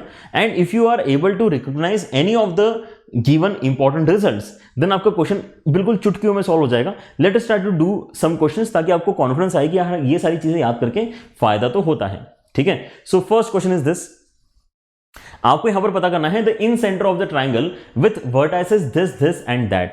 अगर मैं आपको 3 वर्टाइसेस दे रहा हूं तो क्या आप इन सेंटर के वैल्यूज निकाल सकते हो? ट्राई करके बताएं सारे बच्चे, जल्दी से सॉल्व करें। क्या आप इन सेंटर के वैल्यूज निकाल सकते हो? ऑब्वियसली यहां पर हमने एग्जैक्टली ऐसा ही सवाल अभी अभी किया था, जहां पर हमारे पास में 3 वर्टाइसेस थे। आपको याद आ रहा होगा कि हमारे पास में साइड लेंथ थी यहाँ पे 10, 10 और 12 के बराबर, जहां पे हमारा आंसर 5,6 के बराबर आया था, ठीक है। So it looks very similar to this question that we did right now. तो वो तो तरीका आप यहां पे इस्तेमाल कर ही सकते हो, नो डाउट। लेकिन क्या और कोई तरीका भी हो सकता है? क्या हम यहां पे थोड़ा सा एनालाइज करके देख सकते हैं कि आपके इस बार क्वेश्चन में जो पॉइंट्स गिवन है वो कितने अच्छे पॉइंट्स हैं? हमारे पास में एक पॉइंट है 0,0, एक पॉइंट है हमारे पास में 2,0 और एक पॉइंट है हमारे पास में 1, कितना 1,√3। तो आप यहां पर एक सिंपल सी बात नोटिस करो कि इससे जो आपका ट्रायंगल बनेगा वो बनेगा इक्विलेटरल ट्रायंगल। आपका यहां पे जो ट्रायंगल बनेगा दैट इज इक्विलेटरल ट्रायंगल। और अगर आपका इक्विलेटरल ट्रायंगल ऑलरेडी आइडेंटिफाई हो चुका है, then you can directly report the coordinate of centroid, because in an equilateral triangle centroid पूछो, चाहे इन सेंटर पूछो, चाहे सर्कम सेंटर पूछो, चाहे कुछ भी पूछो, मेरा आंसर तो हमेशा सेम ही पॉइंट आने वाला है, ठीक है। ये तो हमारी यहां पे अभी अभी हमने प्रॉपर्टी याद करी है, in an equilateral triangle all these points are coinciding. ये सारे के सारे पॉइंट्स आपके कोइंसाइड करने वाले हैं, ठीक है। सो यहां पे आप अगर वैल्यूज नहीं देख पाए हो तो भी आप अगर इसके अंदर फॉर्मूला अप्लाई कर दोगे तो बहुत ज्यादा नुकसान वैसे होने वाला नहीं है। आपको यहां पर पता चलेगा कि इसका साइड लेंथ 2 के बराबर है, इसका साइड लेंथ 2 के बराबर है, इसका साइड लेंथ 2 के बराबर है। अगर आप यहां पे अब एबीसी वाला फॉर्मूला भी अप्लाई कर दोगे तो भी आपका कोई बहुत ज्यादा नुकसान नहीं होगा। बट स्टिल हम यहां पे डायरेक्टली सेंट्रॉइड भी बता सकते हैं, ये मैं यहां पर कन्वे करना चाह रहा था, ठीक है। और जैसे आप यहां पे बोलते हो सेंट्रॉइड निकालना है, मतलब क्या करना है आपको? सेंट्रॉइड निकालना है मतलब आपको यहां पे बेसिकली सारे कोऑर्डिनेट्स का मीन लेना है ना। तो 1 + 0 + 2 टोटल हो गया 3, डिवाइड बाय 3 करेंगे तो 1 आएगा। तो आपके ऑब्वियसली ये और ये आंसर तो हो नहीं सकते हैं, इसको हटाओ। y के लिए भी यहां पे मीन वाला डिस्कशन करते हैं, तो √3 0 0, √3 को डिवाइड करेंगे 3 से, एवरेज लेंगे तो आपके उसमें क्या आंसर आना चाहिए फिर इस केस में, डी आंसर आना चाहिए एंड नॉट ए। यहां पर आपको 3 से डिवाइड करना है, 2 से डिवाइड नहीं करना है ना, एवरेज लेना है 3 पॉइंट्स का। सेंट्रोइड निकाल लिया मैंने। अगर आप यहां पे अपने इन सेंटर का फॉर्मूला लगाओगे तो भी यहां पे कैलकुलेशन से यही आंसर निकल कर आएगा, ठीक है। Let us do one more question. ये वाले क्वेश्चन में आपको क्या लगता है, ये सवाल एक्चुअली 2007 में आ भी चुका है मेंस में, आई गेस, ठीक है। Let O P and Q with the vertices of a triangle OPQ, the point R inside the triangle OPQ is such that the triangle OPR, PQR and OQR are of equal area, है ना। अब यहां पे फिर से एक बहुत ही अच्छी प्रॉपर्टी जो आपने अपने बचपन में पढ़ी हुई है उसका इस्तेमाल होते हुए आप देखोगे, ठीक है। तो आपको यहां पे कोऑर्डिनेट ऑफ R बताना है। हमें यहां पे R के बारे में ज्यादा इंफॉर्मेशन नहीं है, ठीक है। हमें यहां पर लेकिन OPQ के यहां पर हमारे पास में कोऑर्डिनेट्स हैं, ठीक है। O का वैल्यू है आपके पास में यहाँ पे 0,0, P के कोऑर्डिनेट्स है आपके पास में 3,4, रफ फिगर है, कहीं पर भी कुछ भी ड्रॉ करो कोई ज्यादा फर्क पड़ेगा नहीं, ठीक है। ऑलराइट, और Q के कोऑर्डिनेट्स कितने हैं हमारे पास में, Q के कोऑर्डिनेट्स हमारे पास में 6,0, ठीक है। बाय चांस एक्चुअली ज्यादा अच्छा बन गया है ना, 0 0 6 0 और 3 4, पहले मैं यहाँ पे P ड्रॉ करने वाला था, ठीक है। रफ फिगर है, उससे फर्क नहीं पड़ता कि हम कहाँ पे कौन सा कोऑर्डिनेट प्लॉट कर रहे हैं, ठीक है। But let us now try to analyse कि यार ये R पॉइंट कहाँ होना चाहिए, ये R पॉइंट कहां होना चाहिए, ताकि आपका जो ये तीनों ट्रायंगल्स बन रहे हैं, है ना। एक बार मैं इस तरह से ड्रॉ कर देता हूं फिगर। मान लेते हैं कि हमारा R पॉइंट यहां पर है, इसकी वजह से हमारे पास में जो ट्रायंगल बन रहा है वो कौन कौन सा है, OPR मतलब ये वाला पोर्शन, उसके बाद में हमारे पास में आ रहा है PQR मतलब ये राइट वाला पोर्शन, और OQR मतलब ये नीचे वाला पोर्शन। अगर आपके ये तीन जो पोर्शंस हैं, ये तीनों की तीनों अगर एरिया वाइज इक्वल हैं, तो क्या आप ये ऑलरेडी जानते हो, नहीं जानते तो उसको थोड़ा सा डिस्कस कर लेंगे वैसे, लेकिन आपको ये जानना चाहिए कि यार उस केस में ये R एक्चुअली आपका सेंट्रॉइड होना चाहिए, ठीक है। यहां पर जो हमें पता होना चाहिए बात क्या है कि अगर ये एरियाज इक्वल हैं then R should be centroid of the triangle, ठीक है। ये मेन बात हमें यहां पे समझने वाली होगी। और अगर आपको यहां पर पता चल गया कि यार R तो आपका सेंट्रॉइड है, तो कोऑर्डिनेट्स तो आपको दिख रहे हैं, आप फिर से यहां पे एवरेज कर लोगे कोऑर्डिनेट्स का और आपके पास में R का वैल्यू आ जाएगा, ठीक है। R should be centroid. Alright, great, बहुत ही बढ़िया बात है। यहां पर आप अगर देखना चाह रहे हो, लिटरली अगर आप यहां पे समझना चाह रहे हो कि हमारे पास में सेंट्रॉइड होने पर फायदा क्या मिलता है, ठीक है, तो देखो यहां पे ध्यान से। आप यहां पर देखो कि अगर R आपका सेंट्रॉइड है, अगर R आपका सेंट्रॉइड, यहां पे उल्टा यहां पे डिस्कशन करना चाह रहा हूं, अगर R आपका सेंट्रॉइड है तो फिर अगर मैं यहां से ऑल्टीट्यूड ड्रॉप देता हूं, अगर मैं यहां से ऑल्टीट्यूड ड्रॉप देता हूं, तो क्या मेरे पास में ये जो लेफ्ट वाला ट्राइंगल बन रहा है, let us give this point a name A, ठीक है। ये जो मेरे पास में ORA बन रहा है ट्राइंगल, और जो मेरे पास में राइट वाला ट्राइंगल बन रहा है विच इज QRA, जहां पे मैंने डॉट लगाए हैं, क्या इन दोनों का एरिया इक्वल आएगा? क्या मेरे पास में ORA एंड QRA का एरिया इक्वल आएगा? यस, इनके एरियाज इक्वल आएंगे, क्योंकि हम एरिया कैसे कैलकुलेट करते हैं, एरिया कैलकुलेट करते हैं हम half of base into height, ठीक है। तो आपका हाइट तो दोनों ही केसेस में ये ब्लैक वाली लाइन ही है, चाहे आप इस ऑब्ट्यूस एंगल ट्राइंगल की बात करो, चाहे आप इस एक्यूट एंगल ट्राइंगल की बात करो, आपके पास में हाइट तो ये h के ही बराबर आएगी। और आपके यहां पे जो O से लेके A तक का लेंथ है और जो आपका A से लेके Q तक का लेंथ है, ये भी इक्वल होगा अगर आप वाकई सेंट्रॉइड है ऐसा मान के चल रहे हो तो। क्योंकि अगर आप ये सेंट्रॉइड है बोल रहे हो, मतलब आप बेसिकली मीडियन है ऐसा बोल रहे हो, मीडियन का इंटरसेक्शन पॉइंट ही आपका सेंट्रॉइड होता है। तो जैसे मैं यहां पे बोल रहा हूं कि ये मीडियन है, तो आपके यहां पे बेसिस के लेंथ भी इक्वल हो गए, मतलब ये जो आपका ट्राइंगल है छोटा और ये जो आपका छोटा सा ट्राइंगल, ये दोनों एरिया वाइज बराबर है, ठीक है। क्या इसी लॉजिक से आप यहां पे देख सकते हो कि ये जो मैं OO से यहां पे रिप्रेजेंट कर रहा हूं, वो दोनों ट्राइंगल्स का भी एरिया बिल्कुल इसी लॉजिक से इक्वल हो जाएगा, और वैसे ही आपके ये दोनों एरियाज भी इक्वल हो जाएंगे, ठीक है। So that is the reason कि आपके पास में इतना अमेजिंग रिजल्ट बनता है, ठीक है। And there could be multiple understandings of this. मेरे ख्याल से इससे बेटर भी अंडरस्टैंडिंग हो सकता है अगर मैं यहां पे सोचूं। सो यहां पे अभी क्या मुझे बेस्ट पॉसिबल अंडरस्टैंडिंग मिला है? I think not. एक बार फिर से इसके बारे में सोचना। लेकिन आपका जो सेंट्रॉइड है वो बेसिकली इस तरह से अमेजिंग आपके यहाँ पे ट्राइंगल्स क्रिएट करके आपको देता है, ठीक है। आई थिंक यहाँ पर मुझे और थोड़ा अच्छे से इसको एक्सप्लेन शायद करना चाहिए था, ठीक है। चलो let it be. But as per the information, अगर हमारे पास में ये आइडिया निकल कर आता है कि ये हमारे पास में सेंट्रॉइड होना चाहिए, देन हमें केवल एवरेज लेना है। 3, 0 और 6 का एवरेज लूंगा तो कितना हो जाएगा 9/3 विच इज 3। और वैसे यहाँ पे 4, 0 और 0 का एवरेज लूंगा तो कितना हो जाएगा 4/3। मतलब आपका आंसर कितना होना चाहिए, सी के बराबर आपका यहाँ पे आंसर निकल कर आना चाहिए। ठीक है, ऑलराइट। सो ये फायदा होता है यहाँ पर कुछ कुछ अच्छे प्रॉपर्टीज और अच्छे रिजल्ट्स याद रखने का। और एक सवाल करते हैं यहाँ पे 2013 मेंस का ये सवाल है। ठीक है, the x coordinate of the incentre of the triangle that has the coordinates of midpoints of its sides as 0, 1, 1, 1 and 1, 0। आपको यहां पर इसने क्या किया है, मिड पॉइंट्स के कोऑर्डिनेट्स दे दिए हैं। इस तरह का सवाल हमने लास्ट क्लास में भी किया था लेकिन ये थोड़ा सा बेटर सवाल है उससे। ठीक है, लास्ट क्लास में क्योंकि हमने आई गेस एरिया के लिए इस तरह का डेटा लिया था जहां पर हमें वर्टाइसेस डायरेक्टली गिवन नहीं थे, हमें ट्राइंगल के मिड पॉइंट्स के जो है वैल्यूज अवेलेबल थे। यहां पर भी बिल्कुल वैसे कुछ डिस्कशन चल रहा है। The x coordinates of the in centre, x coordinate of the in centre आपको पता करना है उस ट्राइंगल का जिसके साइड्स के मिड पॉइंट्स 0, 1, 1, 1 एंड 1, 0 पे लाई करते हैं। ठीक है, अगेन यहां पर हम इस्तेमाल करेंगे हमारे एक बहुत अच्छे फिगर का, है ना। हम यहाँ पे रफ फिगर के साथ में तो क्वेश्चंस को सॉल्व करते ही आए हैं, है ना। और यहां पर भी हम कुछ कुछ मेहनत तो वैसे कर सकते थे, लेकिन अगर आप इसको ड्रॉ कर लोगे ना, आपके यहाँ पे जो है एकदम से सवाल आसान लगने लगेगा आपको। ठीक है, यहां पर आपको क्या बोला गया है कि कुछ तो पॉइंट्स हैं, कुछ तो पॉइंट्स हैं। कौन कौन से पॉइंट्स हैं आपके पास में, 0,1, then we have 1,1 and we also have 1,0। ये तीनों एक्चुअली आपके साइड्स के मिड पॉइंट्स हैं, साइड्स के मिड पॉइंट्स हैं। तो क्या आप मिड पॉइंट थ्योरम जानते हो?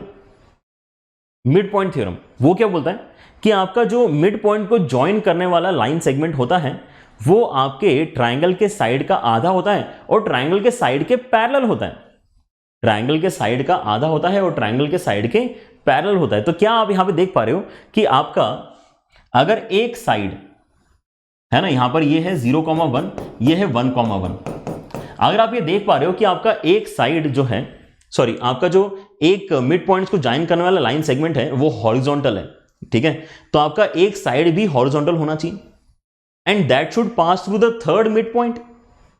मतलब आपका जो यहां पर साइड होना चाहिए, है ना, यहां पर मैं मेरे ख्याल से एक बार एक सेपरेट फिगर बना के डिस्कशन करूंगा तो ज्यादा अच्छा रहेगा। अगर मेरे पास में यहां पे एक ट्राइंगल है जिसके मिड पॉइंट्स को मैंने ज्वाइन किया, ठीक है, और मेरे पास में तीसरा भी मिड पॉइंट एग्जिस्ट करता है। ठीक है, तो यहां पे देखो आपका फिगर कैसे बन रहा है। अगर मैं इन दोनों के मिड पॉइंट्स वाले लाइन सेगमेंट की बात कर रहा हूं तो मेरा थर्ड साइड जो है उसी के पैरेलल होगा और तीसरे मिड पॉइंट से पास होगा, तीसरे मिड पॉइंट से पास होगा। मिड पॉइंट से पास क्या होगा, वो तीसरा जो पॉइंट है वो तीसरे साइड का ही मिड पॉइंट है। समझ रहे हो आप इस बात को? तो हमें यहां पे पता है कि इसका साइड लेंथ आपका 1 के बराबर है, इसका लेंथ 1 के बराबर है। मतलब आपको यहां पे नीचे क्या प्लॉट करना है, 2 लेंथ के बराबर आपको साइड एक प्लॉट करना है, क्योंकि इससे डबल होना चाहिए लेकिन इसके पैरेलल भी होना चाहिए। ये हॉरिजॉन्टल है इसलिए नीचे भी हम हॉरिजॉन्टल साइड एक्सपेक्ट कर रहे हैं, क्योंकि हम नीचे वाला साइड लेंथ एक्सपेक्ट कर रहे हैं 2 यूनिट्स के बराबर। क्योंकि ये 1 के बराबर है तो नीचे में 2 यूनिट के बराबर एक्सपेक्ट कर रहा हूं साइड लेंथ। तो वो मैं कैसे जनरेट कर सकता हूं, 1 यूनिट इस साइड चले जाते हैं और 1 यूनिट पीछे आ जाते हैं, क्योंकि इसको मिड पॉइंट बनाना है ना, 1,0 को आपको मिड पॉइंट बनाना है। ठीक है, तो इसका मतलब आपका एक वर्टेक्स जो है, एक वर्टेक्स जो है इधर वाला वो कितना आ गया 0,0 के बराबर एंड राइट साइड वाला आपका कितना आ गया 2,0 के बराबर। यही सेम काम अगर मैं अब वर्टिकल को लेके करूंगा तो क्या होगा, आपका यहां पर 1,1 एंड 1,0 को ज्वाइन करने वाला जो आपका मिड पॉइंट का अंडरस्टैंडिंग है ना, ऐसा कुछ, वो अगर आप यहां पे अभी स्टडी करना चाह रहे हो तो आपका जो थर्ड साइड है वो इसके पैरेलल होना चाहिए। मतलब वो थर्ड साइड आपका वर्टिकल होना चाहिए और उसका लेंथ कैसा होना चाहिए, थर्ड साइड का लेंथ कैसा होना चाहिए, थर्ड का साइड का लेंथ इसके लेंथ के डबल होना चाहिए। तो इसका लेंथ क्योंकि आपका 1 है इसीलिए आपका जो यहां पर फिर से पॉइंट निकल कर आएगा, साइड के जो एंड पॉइंट्स होंगे वो 0,0 एंड 0,2 होंगे। तो आपके उसमें तीनों तो वर्टाइसेस आ गए, तीनों वर्टाइसेस आ गए, तो आप यहां पे एक बहुत अच्छा फिगर बना सकते हो। ठीक है, ये आपका तीसरा वाला मिड पॉइंट ऑटोमेटिकली यहां पर बन गया। जैसे ही आपके पास में अब ये फिगर कंप्लीट हो गया है, आपके पास में एक्चुअल ट्राइंगल आ गया है। आपके पास में ट्राइंगल कौन सा आ गया, आपके पास में ट्राइंगल आ गया है 0, 0, 2, 0 एंड 0,2। ठीक है, ये वाला पॉइंट समझ में आ गया सारे बच्चों को। हमने यहाँ पे फिगर के थ्रू अपने पूरे क्वेश्चन को सॉल्व कर लिया है एंड आप यहाँ पे वैसे मेहनत कर सकते थे, ठीक है, आप यहाँ पे मान सकते थे let the first coordinate be x1 y1, let the second coordinate be x2 y2, let the third coordinate be x3 y3, लेकिन वो तो हम हमेशा ही करते हैं ना, है ना। अगर ये मैंने डिस्कस नहीं किया होता तो शायद कुछ बच्चे इस मेथड को कभी जान नहीं पाते, आंसर तक तो वो पहुंच जाते हैं, आंसर तक आप पहुंच जाओगे क्योंकि आप यहाँ पे अपने 3 वर्टाइसेस को मान सकते हो x1 y1, x2 y2, x3 y3, और आप यहाँ पे x1 प्लस x2 अपॉन 2 0 होना चाहिए, x1 प्लस x3 अपॉन 2 1 होना चाहिए and x2 plus x3 upon 2 1 होना चाहिए। ऐसे हम यहाँ पे मल्टीपल इक्वेशंस बनाकर भी अपने आंसर तक वैसे तो पहुंच सकते हैं, लेकिन वो बहुत ज्यादा यहाँ पे कैलकुलेटिव अप्रोच हो जाएगा, विजुअलाइजेशन उसके अंदर काफी कम हो जाएगा। आई होप सारे बच्चों को विजुअलाइजेशन वाला अप्रोच भी सही तरीके से समझ में आ चुका है, ठीक है। ऑलराइट, तो जैसे मेरे पास में यहाँ पे अब वर्टाइसेस आ गए हैं, मुझे यहाँ पे लेंथ ऑटोमेटिकली दिखना स्टार्ट हो गया। मेरे पास में एक साइड लेंथ जो है वो 2 के बराबर है, दूसरा साइड लेंथ भी मेरे पास में यहाँ पे 2 के बराबर है, और तीसरा साइड लेंथ मेरे पास में यहाँ पे 2√2 के बराबर है। तो मेरा यहाँ पर अब फॉर्मूला कैसा लगता है, मेरा फॉर्मूला लगता है आमने सामने वाले साइड्स का और वर्टाइसेस का हमें प्रोडक्ट करना है, ठीक है।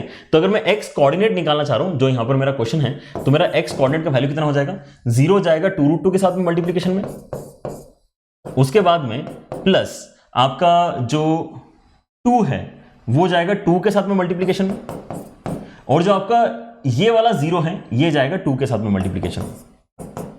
और डिवीजन किससे करना है, डिवीजन आपको करना है a प्लस बी प्लस सी से, मतलब आपको यहां पे 4 प्लस 2√2 से डिवाइड करना है, ठीक है। तो बस इसी का कैलकुलेशन करके आपके उसमें फाइनल आंसर आ जाना चाहिए। ये 0 हो गया, ये 0 हो गया, आपके उसमें बचा कितना, ऊपर 4, नीचे अगर आप यहां से 2 कॉमन निकालते हो तो आपके उसमें कितना हो जाएगा, ये हो जाएगा 2 प्लस √2। अगर आपको √2 नीचे अच्छा नहीं लग रहा था आप क्या करोगे, आप 2 माइनस √2 से ऊपर नीचे मल्टीप्लाई डिवाइड करोगे, और जैसे आप ये करते हो तो ये दोनों मिलकर हो जाएंगे 2 के बराबर, ये हो जाएगा आपका 2 के बराबर, यहां पर आपका 4 कैंसिल हो जाएगा और बचेगा आपका उसमें मात्र 2 माइनस √2, और यही आपका फाइनल आंसर है, ठीक है। 2 minus √2 is our final answer for this question. Clear हो गया सारे बच्चों को, है ना। सो इस तरह के बहुत सारे इंटरेस्टिंग क्वेश्चन हम आने वाले लेक्चर्स में करते रहेंगे, लेकिन उसके लिए आपको फॉलो करने पड़ेंगे यहाँ पर सारे के सारे हमारे जो लेक्चर्स चल रहे हैं, ठीक है। And this question we can keep definitely for homework as usual, हर बार आपको एक होमवर्क क्वेश्चन तो मिलना ही चाहिए, ठीक है। So this becomes our today's homework question, and in our next lecture apart from discussing this we will start with the discussion of locus. Locus is amazing, है ना। आपको अगर यहाँ पे स्टार्टिंग से लोकस पकड़ में आ गया, लोकस हम यहाँ पे एक बार नहीं डिस्कस करेंगे, 2 बार नहीं डिस्कस करेंगे, हो सकता है हम यहाँ पे 100 बार डिस्कस करें, ठीक है। यहाँ पर आपको लोकस के क्वेश्चंस मिलेंगे, सर्कल्स के अंदर, स्ट्रेट लाइंस के अंदर, पैराबोला के अंदर, इलिप्स के अंदर, हाइपरबोला के अंदर। हम यहाँ पे मिक्स प्रॉब्लम्स भी करेंगे, एक ऐसा लोकस का क्वेश्चन भी करेंगे, एक नहीं 10 ऐसे लोकस क्वेश्चन भी करेंगे जिसके अंदर आपको मल्टीपल फिगर्स एक साथ एक ही क्वेश्चन में दिए हुए होंगे, ठीक है, लेकिन वो आएगा विद टाइम, है ना। हम यहाँ पे अब अगले लेक्चर में जो लोकस का डिस्कशन स्टार्ट करेंगे, that will help you understand कि आपने क्या एक्सपेक्ट करना चाहिए लोकस वाले क्वेश्चन से, और अगर आपको लोकस वाला क्वेश्चन अगर मिलता है तो आपने किस तरीके से अपना अप्रोच डेवलप करना चाहिए उसके आंसर तक पहुंचने के लिए, ठीक है। That is what we will be doing next. So अगर आप यहाँ पे अपने टाइम टेबल के साथ में वाकिफ नहीं है तो मंडे ट्यूजडे वेंसडे में आपके यहाँ पे रात में जो है क्लासेस होती हैं फॉर 11th क्लास सिलेबस, और आपका जो शाम में शेड्यूल चलता है that is for 12th class practice sessions, ठीक है। और थर्सडे फ्राइडे सैटरडे में बिल्कुल इसी का अपोजिट है, शाम में आपके प्रैक्टिस चलते हैं बच्चों क्लास 11th के टॉपिक्स के जो हमारे ऑनगोइंग होते हैं, और वैसे ही आपके यहाँ पे क्योंकि शेड्यूल अपोजिट हो गया तो थर्सडे फ्राइडे सैटरडे में थ्योरी सेशंस चलते हैं आपके 7, 8 और 9 बजे फॉर 12th क्लास सिलेबस, ठीक है। तो यहाँ पर आपके साथ में सारे के सारे जो एजुकेटर्स हैं वो बहुत अमेजिंग तरीके से आपको कंटेंट डिलीवर कर रहे हैं। मेक श्योर कि आप यहाँ पे कोई भी लेक्चर मिस आउट ना करें, और हमारे साथ कनेक्टेड रहने के लिए अपार्ट फ्रॉम टेलीग्राम आप यहाँ पे डिस्कॉर्ड का भी इस्तेमाल कर सकते हैं। livedaily.me/jee मुझे पूरा यकीन है कि आप सारे बच्चों ने बुकमार्क ऑलरेडी करके रखा होगा अपने मोबाइल ब्राउजर में, अगर नहीं किया है तो इसको कर लो, क्योंकि आपको एक सिंगल टैब के ऊपर ही सारे के सारे आपके जेई के लेक्चर्स एक जगह मिल जाएंगे, आप यहां से अपनी पूरी तैयारी कर सकते हैं, ठीक है। So this is a gold mine for all the students who are appearing for JEE in coming years. अगर आप यहां पे अच्छी तरीके से तैयारी करना चाहते हैं, अगर आप पूरे टॉपिक को अच्छे से समझना चाहते हैं, this is a wonderful resource जो आपको यहां पे अनअकैडमी जेई टीम ने बेसिकली क्रिएट करके दिया है। Make good use of it.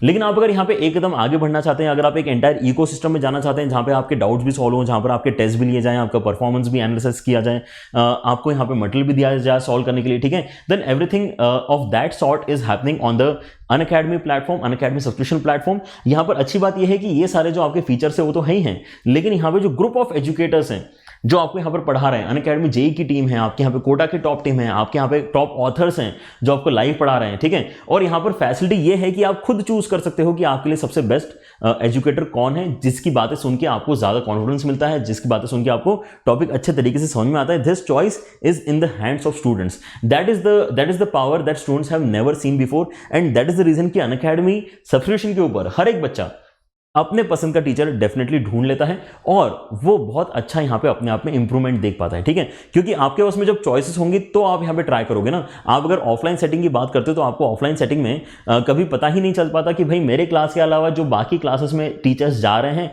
वो कैसे पढ़ाते हैं। अगर हो सकता है कि मैं उनकी क्लास में बैठा होता तो शायद मुझे उनसे पढ़ के ज्यादा मजा आया होता, ठीक है। So that actually is possible only on Unacademy subscription platform where you can decide your own educators, you can decide your own courses, and that is how students are enjoying their studies on Unacademy learning app. आप भी install करो Unacademy का learning app, जहां पर आपको plus section मिलेगा। आपको अपने गोल मतलब IIT JEE में जाके सब्सक्रिप्शन परचेस करना होगा to avail all this facilities, ठीक है। और अगर आप यहाँ पे मेरी बात मानो तो आपको यहाँ पे जितना लंबे समय आपके पास में है उतने लंबे समय तक आपने जाना चाहिए, क्योंकि जेई का सिलेबस देखो मजाक तो है नहीं। यहाँ पर हमें max to max time spend करना चाहिए एजुकेटर्स के साथ में, अपने जो टेस्ट सीरीज है उसको अच्छे से देने में, अपने डाउट्स हैं उसको क्लियर करने में, ठीक है। जितना समय दोगे उतना इन डेप्थ आपको नॉलेज मिलेगा और उतना ही आपको यहाँ पे क्वेश्चंस क्लिक करेंगे जो आने वाले मेंस और एडवांस में आने वाले हैं, ठीक है। So make sure that you go for the best possible subscription जो आप ले सकते हो, ठीक है। अगर आपके पास में 6 महीने का समय बचा है तो ऑब्वियसली आप 6 महीने का ही लोगे, ठीक है। लेकिन अगर आपके पास में समय है then I would obviously recommend कि 12th और ड्रॉपर्स ने 1 साल का सब्सक्रिप्शन लेना चाहिए, और जो हमारे यहाँ पे छोटे बच्चे हैं 11th की या फिर 9th एंड 10th के, उन्होंने यहाँ पे 2 साल के सब्सक्रिप्शन के साथ में अपनी पढ़ाई आगे बढ़ाना चाहिए। आपकी हेल्प में फर्दर इस तरीके से कर सकता हूं कि आपको यहाँ पे 10% डिस्काउंट के लिए बता सकता हूं कि आप समीर लाइव कोड का इस्तेमाल कर सकते हैं। आपको तो यहाँ पे बेनिफिट 10% का हो ही जाता है। 10% के डिस्काउंट के बाद में आपको बेसिकली इस तरह की प्राइसेस मिलेंगी। 1 साल के लिए आपको पे करना पड़ेगा 34,000 और 2 साल के लिए 50,000। लेकिन आप यहाँ पे केवल नंबर्स को ना देखें, आप साथ में इसके साथ में कंपेयर करें कि आपको क्या फैसिलिटीज मिल रही है। आपको इंडिया के टॉप एजुकेटर्स मिल रहे हैं, उनसे लाइव पढ़ने के लिए मिल रहा है, आपके साथ में वो एजुकेटर्स इंटरैक्ट करके पढ़ाएंगे, आपको मटेरियल देंगे सॉल्व करने के लिए, आपके डाउट्स क्लियर करेंगे, आपकी टेस्ट सीरीज होगी। सो this is everything that a student needs and much more than that. क्योंकि आपके पास में यहाँ पर जब आप ज्वाइन करते हो तो आपको अनअकैडमी जेई की टीम पूरी वहाँ पर मिल रही है। आपको कोटा के जो मल्टीपल इंस्टीट्यूट्स हैं उनके डायरेक्टर्स का बैच मिल रहा है, वाइब्रेंट के बैच अलग से चल रहा है, आपका न्यूक्लियस का बैच अलग से चल रहा है। वहाँ पर जो टॉप एजुकेटर्स हैं, है ना, जो अलग अलग इंस्टीट्यूट्स में HODs फर्दर रह चुके हैं, उनका बैच अलग से चल रहा है, ठीक है। So everything can be accessed through one single subscription, ठीक है। So that is the power of Unacademy subscription which if students understand and if they can use wisely then it is so good कि इससे बेहतर मेरे ख्याल से अभी imagine करना भी मुश्किल है। लेकिन फाइनली अनअकैडमी ने ही इसका तोड़ ढूंढा है, इससे बेटर फैसिलिटी जो है उन्होंने ही सोची है। और यहाँ पर अब प्लस सब्सक्रिप्शन के साथ में आपको अब आइकॉनिक सब्सक्रिप्शन का भी ऑप्शन अवेलेबल है। आइकॉनिक सब्सक्रिप्शन का आप जैसे यहाँ पे देख सकते हो प्राइस थोड़ा सा ज्यादा है, उसका रीजन मैं आपको बताता हूँ। क्योंकि यहाँ पर आपके साथ में पर्सनल कोच होता है। Apart from all the educators who will be teaching you, there will be a personal coach who will be guiding you, ठीक है। वो आपको गाइड करेगा कि आप कहाँ गलती कर रहे हो, आपके मार्क्स अगर नहीं बढ़ रहे तो आपने क्या करना चाहिए, आपने किस तरीके से पढ़ाई करना चाहिए। आपके यहाँ पे आइकॉनिक सेशंस होंगे, आपके वर्कशॉप्स होंगे, आपके यहाँ पर जो पूरा प्लानर है वो आपको रेडी करके दिया जाएगा। And that I guess is really worth it. अगर आप देखोगे कि यहाँ पे क्या यही चीजें कम पड़ती हैं, क्या हमें डायरेक्शन ही जो है सही नहीं मिल पाती। अगर हमें डायरेक्शन सही मिला होता तो शायद हम यहाँ पे जो है ज्यादा बेहतर परफॉर्म कर पाते। That is a very good possibility, ठीक है। तो अगर आप यहाँ पे अफोर्ड कर सकते हैं then you can definitely go for the iconic subscription. Specially यहाँ पर हमारे पास में जो ड्रॉपर स्टूडेंट्स हैं, है ना, और जो 12th क्लास के स्टूडेंट्स हैं उन्होंने आइकॉनिक लेना चाहिए, क्योंकि उनका यहाँ पे जो है एंड वाला फेज आ चुका है। उनको सबसे ज्यादा यहाँ पे गाइडेंस की जरूरत भी होती है, ठीक है। So in that case you guys can definitely go for iconic subscription. और आप यहाँ पे अगर अनअकैडमी जेई के ऊपर नए हैं तो आपने सबसे पहले तो अनअकैडमी जेई को ही क्या करना चाहिए, सब्सक्राइब करना चाहिए। क्योंकि इस तरह के लेक्चर्स बच्चों आपके रेगुलर बेसिस पे हो रहे हैं, जहां पर आपको इन डेप्थ थ्योरी का डिस्कशन मिलता है, साथ ही साथ यहाँ पर हमारे प्रैक्टिस सेशंस होते हैं जिसके अंदर हम फर्दर टॉपिक से रिलेटेड क्वेश्चंस जो अच्छे वाले होते हैं उनका डिस्कशन करते हैं। So don't miss out on the DPP sessions, the practice sessions that we are taking, because we can not discuss all the questions in one single lecture. आप यहाँ पे ये भी दिक्कत को समझे, हमें यहाँ पे अगर कोई एक टॉपिक कंप्लीट करना है, आपको समझाना है, देन कुछ एक क्वेश्चन भी सफिशिएंट होते हैं। आपको टॉपिक समझाने के लिए, आपको टॉपिक में कॉन्फिडेंस दिलाने के लिए कुछ क्वेश्चंस चाहिए होते हैं, मैं जानता हूं। लेकिन बहुत सारे क्वेश्चन करने से कॉन्फिडेंस आता है, ठीक है। और बहुत सारे क्वेश्चन आप कब कर पाओगे, जब आप यहाँ पे रेगुलर लेक्चर्स में जो क्वेश्चंस कर चुके हो उसके बाद में डीपीपी सेशन वाले जो हमारे यहाँ पे क्वेश्चंस होते हैं उनको भी अपने प्रैक्टिस में इनकॉर्पोरेट करोगे, ठीक है। So it is not like कि आपने एक बार थ्योरी पूरा पढ़ लिया तो आप यहाँ पे जो है अनअकैडमी जेईई के और जो लेक्चर्स हैं उनको आप जो है स्किप कर सकते हो। जो बच्चे यहाँ पे रेगुलर बेसिस पे फॉलो कर रहे हो उनको पता होगा कि अगर आप डीपीपी सेशंस भी अगर फॉलो करते हो तो आपको कितना बूस्ट मिलता है अपने कॉन्फिडेंस में, ठीक है। सो यार अनअकैडमी जेईई के ऊपर तो आपके सारे एजुकेटर्स लगे हुए हैं, आपके साथ में मेहनत कर रहे हैं। मेक श्योर कि आप भी यहाँ पर जो है उनके ही साथ में जो है इक्वली मेहनत करें या फिर उनसे ज़्यादा करें, है ना, एटलीस्ट उनसे ज़्यादा करें, ठीक है, ताकि आप यहाँ पे बेहतर रिजल्ट निकाल पाएं, ठीक है। So that is it for the day बच्चों। Let us meet in our next session and continue with the discussion of locus, ठीक है। तब तक के लिए टेक केयर, बाय बाय।